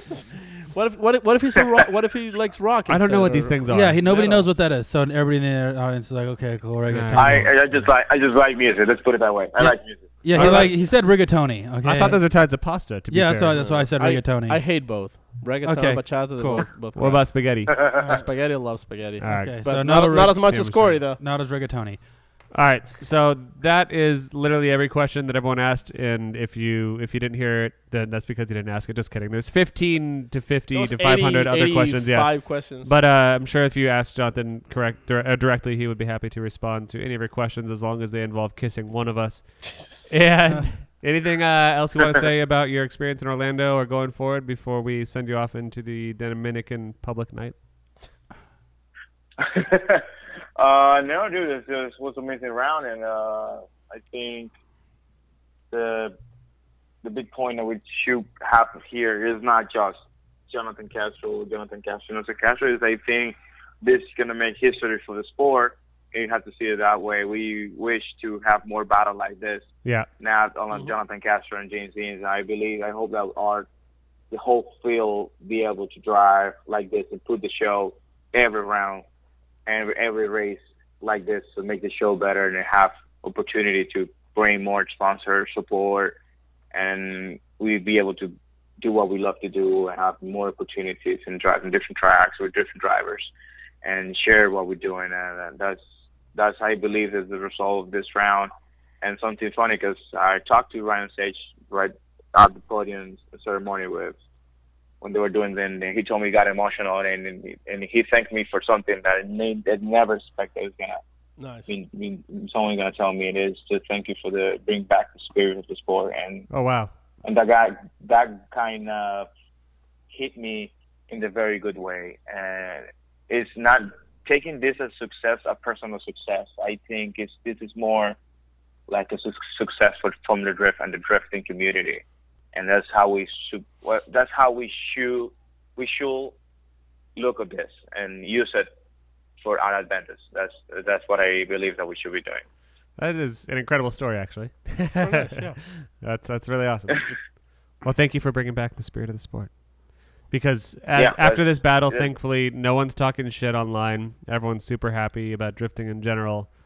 And no one is gonna make bullshit posts about fake events and drifting, and everyone's gonna be happy forever. Yep. Thanks, Jonathan. Thanks for fixing drifting for us. Yeah, it's funny because now OSW is kind of good track for everyone. Everyone's gonna love OSW. Nah, And- let's never go back, please. I don't want to ever sweat like that ever again. Yeah, but I'm gonna make a question for you guys. What is your track? There is a track that you said this is the Abu Dhabi track for us. What is the premium track for you guys? The corner of You gotta choose Broadway Road and Alma School. No, I would. So we can go down the line here. My heart says Wall because it's I love ridiculous, but also my brain says Atlanta because Atlanta is ridiculous on the other end. My three is Atlanta, Wall, and Irwindale. Yep. I would say Atlanta and Long Beach. Long Beach. All right. Yeah, I call those. Those are the ones that I enjoy watching the most. You guys okay, just watching. Are you satisfied? You guys, no. Oh, okay. So what else? Tell us what else you want to know. No. What will be like you guys be attending to the race and not just watching and sitting in the stands, like everything, like inside the track, the drivers, the facility, everything, what would be the ideally? The ideal track. And why? Why is that? Is you guys prefer to have a good venue or a good show? Good show. I think show above all else. And Streets of Long Beach is obviously a pop-up venue that doesn't occur all the time. So we should do like Streets of Monaco. we should go out there and drift. Or no, I mean let's just get to let's just get to a professional track again. But here's the thing though, is that like Wall Speedway is no more grand of a track than Orlando, but it's also not in the middle of a swamp. Well, yeah. The other thing is you get to see the full track. It's like you get to see the full track. You can experience the whole thing. It's not like you're walking from Atlanta. You know, when you're at Atlanta, you walk up a 10-mile road to see the track, 10 miles of the. But I don't mind it because there's like a lot of serenity in driving. It's very beautiful. I love driving Atlanta. a golf cart through the forest. Like it's between top 8 and top 4, and I have to As go a spectator change. though, you don't have access to that. Yeah, unfortunately. Okay. Man, you know, that's tough. I love Atlanta for the history of Atlanta. I would say my backyard, so I don't have to go very far. Yeah, that'd be sweet to see people drift there. How sick would that be to like, you know, they done it in China in stadiums and stuff like that. I know we keep talking about If stadiums. we did a Supercross stadiums, you know what I mean? Yeah, even monster trucks. As crazy and as dumb as that is, but think about it. You can fit 25,000 people in there. Yeah, no, we should do a stadium. It's drift. comfortable. It's, you know, you have the concessions. Everything's right there in house. You have tons of parking, and you can pack the crowd in. You know, you're not running out a street. I would say if we can create some sort of stadium drift, you know, they run Supercross in our baseball stadium. They run monster trucks in our baseball stadium. And they've done it in China in the Olympic Stadium. Why can't we do more stadium events? I'm probably dumb for never thinking of this, but like, why haven't we done that? That I don't seems know. awesome. That But seems awesome. I've never even thought about that. Yeah, that's what I think about all the time is why not have a 6 It stadium doesn't even tutor? matter. Like, It could be anywhere. yeah, could be anywhere. But I'm sure there's a reason why it hasn't been done is because it probably costs FD $50,000 or something to do the track, and drifting's not worth that much, you know. Yeah, $50,000. But the Pinnacle, I would feel if we yeah. yeah. That was a joke. Drifting is worth that much, and it should be done. And it's bull honk that it's not. It is done. crazy because if you can get monster trucks in there doing it, why can't we? Yeah, that's what I say about every day of my life. Is a monster truck can do it, why can't I? Yeah, exactly. I would like to see stadiums, Jonathan. Yep, let's get stadium. well, Okay. All right, thank you. you ready to go to bed? Yeah, well, my wife is feeling Perfect. have 2 hours of Venice. Well, in these 1 hour and 45 I minutes think that we've been talking to you, we composed a song right now, and we're gonna sing it to you while we say goodnight. I don't have any songs. Get your little Your air sexy, keyboard. your Sam. sexy flute. All right, fine. All right, you ready? Yep. All right, we're gonna hang up Okay. at the same time that we send goodbye to Jonathan. All right. Is that a new one, Sam? Yeah. Where'd you get All it? right. A one. Follow my lead. And a two. 2 and 3. Jonathan, it's time for you to sleep. Mommy and Papi, they need to go to bed. And this is how we send you to bed. The end. The end. Thanks, Jonathan. Bye, Jonathan. Thank you, guys. Bye. Good night, buddy. So I didn't want him to hear the whole thing, so I wanted to hang up midway through. That was mostly just a song from The Hobbit. That's a nice air keyboard you got. Yeah, it's called the keytar. Let me hit me with the solo on it real quick. Hit me with something funky.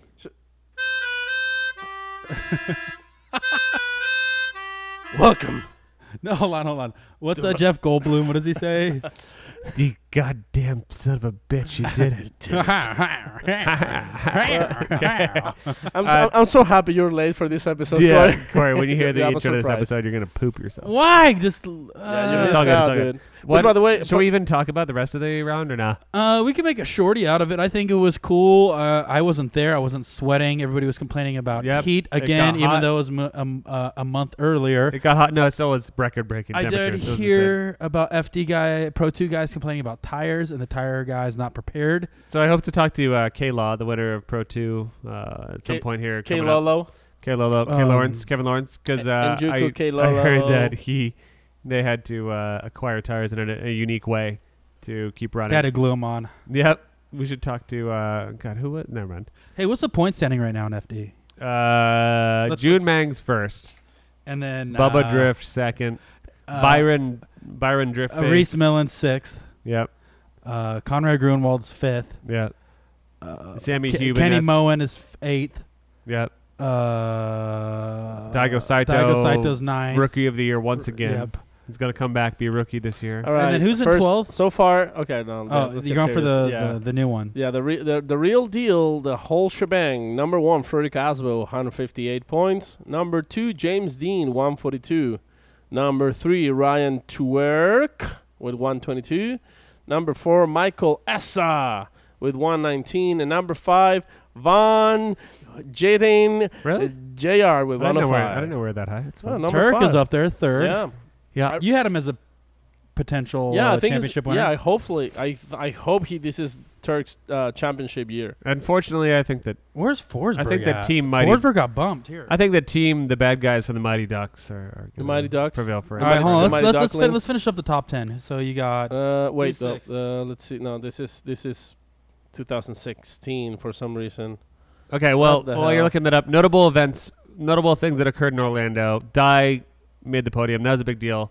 When I was doing predictions for the round, I had said based off of practice on Thursday that Dye would probably do well. What do you guys think?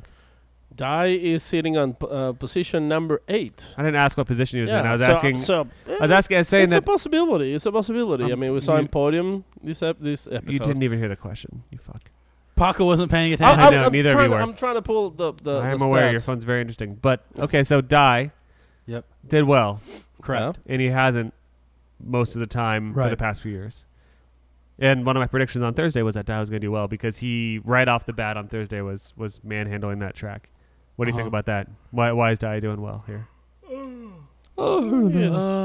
Why is Dye doing well? I think he has enough time in the car now, even though it's been three It's years. been 3 years since I you looked at Steve. Maybe we need to talk to him. Dye's been doing really good. Dido. Dido. Dean I don't Kirk- know why that is. I know he has a really good team. It's a consistent team, and Yeah. but I think they're at a point, honestly, where they're not making dramatic changes to the car. Yeah. That's what I think.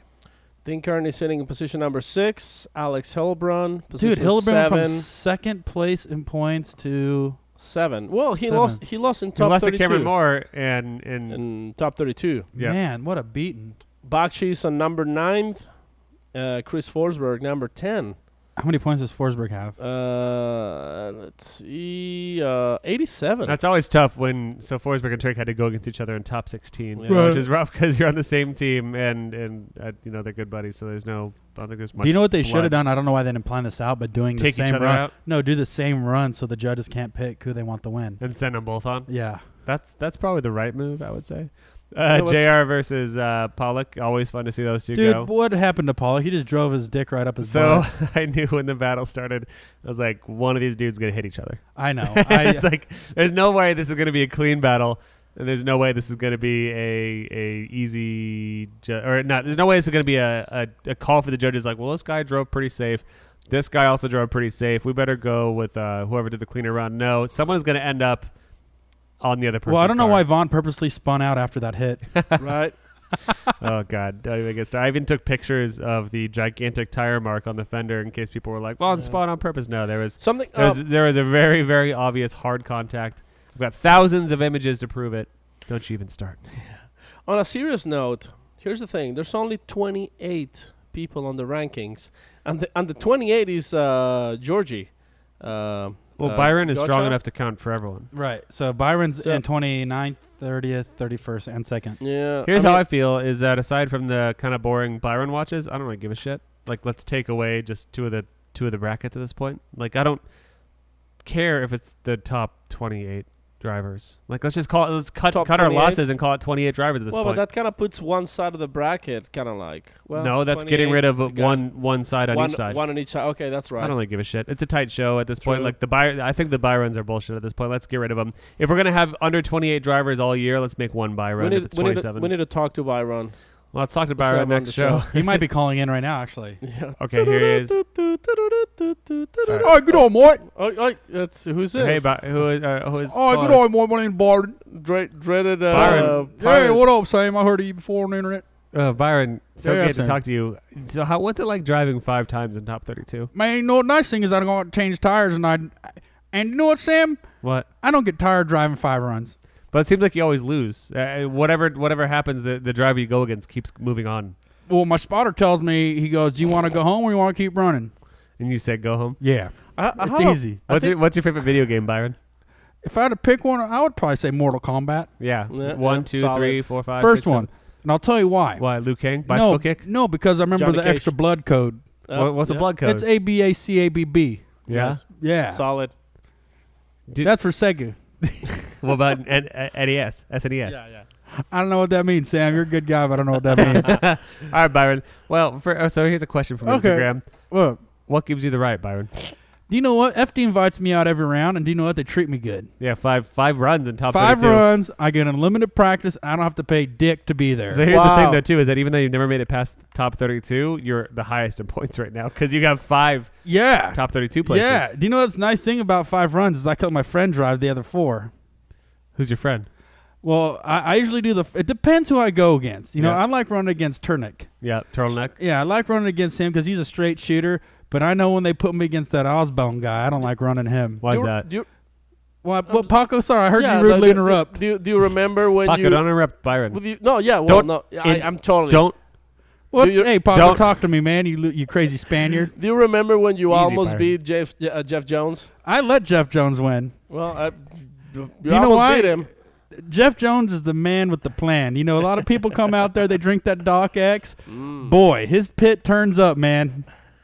What else, Paco? What else you got for me? I have nothing more for you, Byron. I have a question. If you had to kiss Paco or kill Paco, which would it be? I'd Byron? kill him, then kiss him because he's a good guy. And Just I'd, kill I'd, me. I think though, if I kiss Paco first before I kill him, he'd talk too much. So I'd kill him, then kiss him. Yeah, he's a good kisser. He's when a good kisser when he's sleeping. Here's what I'll tell you. Yeah, I was gonna say. Here's what I'll tell you about Paco. He's a really good kisser when he's asleep.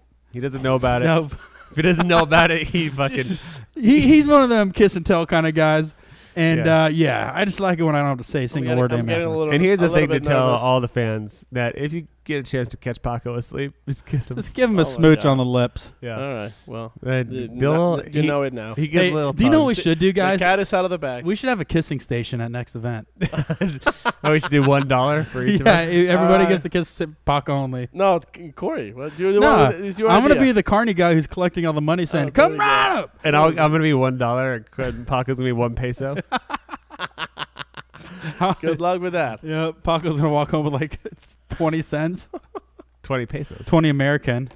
Hey guys, before we go, for those who are watching the Where's our mugs at? video version, you might notice there's nothing behind us. Paco has to tell this story. yeah, Here okay, we go. so there's- Here Oh, we go. Okay. Frick. Is this what I missed today? There's nothing behind us. There's no Is this what I missed decoration. today? Oh, that's one of the things you missed today, Corey. Decorations on the banister railing here in my house are now apparently over. We have At lost least all for now. privileges. How? From who? Who Because- banned it? Bucket the cat. Earlier, when Sam walked out of the door, Bucket, the cat, The couch. The cow. the cat, Can I see it? drop these freaking pistons. So what we have there is a piston from a Nitro Funny car. This is a nitrophonic car piston. And it weighs approximately, I would A say, lot. 7 to 8 pounds. And it was hanging on the edge here. Yeah. I didn't put it there. Paco put it there. 'cause I he's put it there. I foolish. was setting up the whole thing, and I was coming upstairs from the kitchen, and your cat literally just like swatted, and I landed like just next to me. He missed. I kid you not. He missed by 6 inches. And it left a dent in the staircase. It left a dent in the staircase. May have like, actually killed Paco. He could have at least be seriously injured, and I would sue you, Sam. So I my would cat failed to totally kill sue you. Paco. That's an interesting story. Other interesting stories is that if you're listening to this episode right now on Tuesday, May 2nd, Drift Garage is live. The first episode of Drift Garage, the show that I directed, featuring Ryan Is that good background Turtleneck, music? featuring Chris, the Forced Hug The Forsberg, Frost the Frosty Man. and Ryan. Released by Network A, Donut Media, turkey. Valvoline. Check it out, please. It's not very funny. You're gonna hate it, and Sam is shirtless in it. I'm shirtless in it. All the I time. saw the trailer. Looks great. Thanks, buddy. Looks great. Also, Oh, to personal jinx. Thank our Patreons. Here's the thing: you guys have been freaking awesome on the Patreon. Like, Yep. unbelievable. I don't know. I mean, I'm kind of a loss of words. use your words, Paco. Well, I still want to understand why people is giving us money for. Well, I mean, 'Cause Corey's I'll tell you why. Corey's songs aren't free. and That's you know why. what? We bust our bows. We bust Nah. our freaking bows. No, this is really easy to get. Take 3 to Yeah. 4 hours out of a week's every week and just do this. I love talking to Paco, Corey. can you play Funky Town on this? I love talking to Paco. Thank you. Right now we're filling time while Paco looks up names on his phone. So he's going to forget the password again. So Corey, Yeah. let's talk about the show's Yeah. other sponsors. Okay. Who would you like to thank? I would Sam? like to thank Wunderbrot. Wunderbrot is the #1 bread company from Germany. And what makes this bread special is it's full of steroids. And it's full of Wunder. Wunder. So Wunder, for those that are curious, is a new type of cow steroid. And what it'll do is give you the udders of a beast. I'm not just talking a beast. I'm talking about A beast. a beast. From the east. So, hold on, let me pull up the copy from Wunderbread. The copy says, if you're looking for fat fucking udders, look no further. All right, Paco, you got the Patreon Yeah, names? no, so Yeah, cool. I can't remember exactly where was the last time we That's all right, read read, them all. so let's So, just go no, with let's do what we did last time. Hobbenbearing Drift. Well, Right there. we gotta tell the stories like we do. Okay. So Let's go from there up. show more. All right, here we go. This is gonna. What do you mean they're up? They're down? You want to go the... Because it's gonna show just that month. Okay. So, Hub and Bearing Drift. Yeah, Hobbenbearing Drift. And Corey- he actually used to be called Hub and Herring Drift because he was a herring- fish salesman. Yep. All right, and then we have It's going up. It's this way. Paco. You failed completely. No, There's nothing Paco, you there. don't know what you're doing on the in the No, base it's, ring it's right here. These are the new ones. We have $3 from William Moore, Oh. and that is Hey! actually less than $4, William. So you're fired. Thanks, William. Thanks, Oh, Willie. should have Thanks, called Bill. you Billy. We have $5 from Corey Grove, aka Mr. Nergleton. Yeah. Thank you. Thanks, Mr. dude. Nergleton, thank you. Enough said. We have $3 pledged from Mr. Richard Seinfeld. It's not actually his last name, but that's what everyone's gonna think. That's what Yep. it sounds like. And we have $5.69 pledged by Omer. Sorry, Omer. Should we play each one a quick jam? Why did you do $5.69? Because of the 69. Oh, Paco. Oh. And Marcus Sweeney, the man with the The weenie. Sweeney. The man with the weenie. He's also a new Patreon. Thanks, homies. You guys are too nice to us. You Thank guys are you the for best. supporting the. Well, thank you for supporting the worst Then drift podcast we have we've seen. Mustache Drift God. You can hit it, Paco. Mustache Drift God is pledging $5. I don't think we need to butcher his name. Mustache Butcher? Drift. You just butchered his I name just right totally, there. I butchered the word butcher. Butcher. And then we also have Hayden Marshall, who's not nearly as attractive as Hayden Hayden Panettiere, Marshall, is that which- Eminem's brother, Marshall Mathers? Yep. Oh, Oh, sick Corey. burn. All right, and then we have Melvin Chacaron, Oh, Chacaron, Chacaron. Check out on. Check Yep. out on. Check out on. and he did $5, and then 5 edited down to 3 Oh, thank Okay, you. who is that? from Jeremy Haas. Fuck you, Wah, Jeremy. Jeremy, wah, hold wah. Jeremy, what were you thinking? No, just kidding, Jeremy. Thank you so much for any support that you want to give us, whether it's 69 cents or $69. Yeah. As long as it has those numbers in it and it's over 69 cents, we're so pleased. Mommy. Do you have any more, Paco?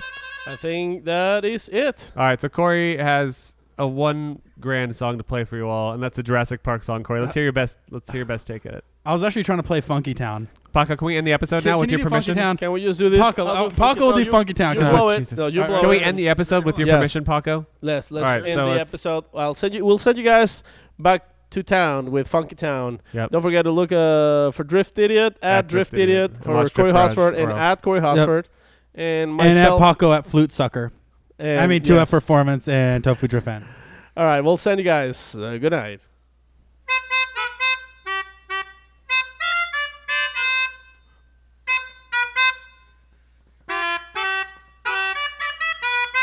Nailed it. That was not bad.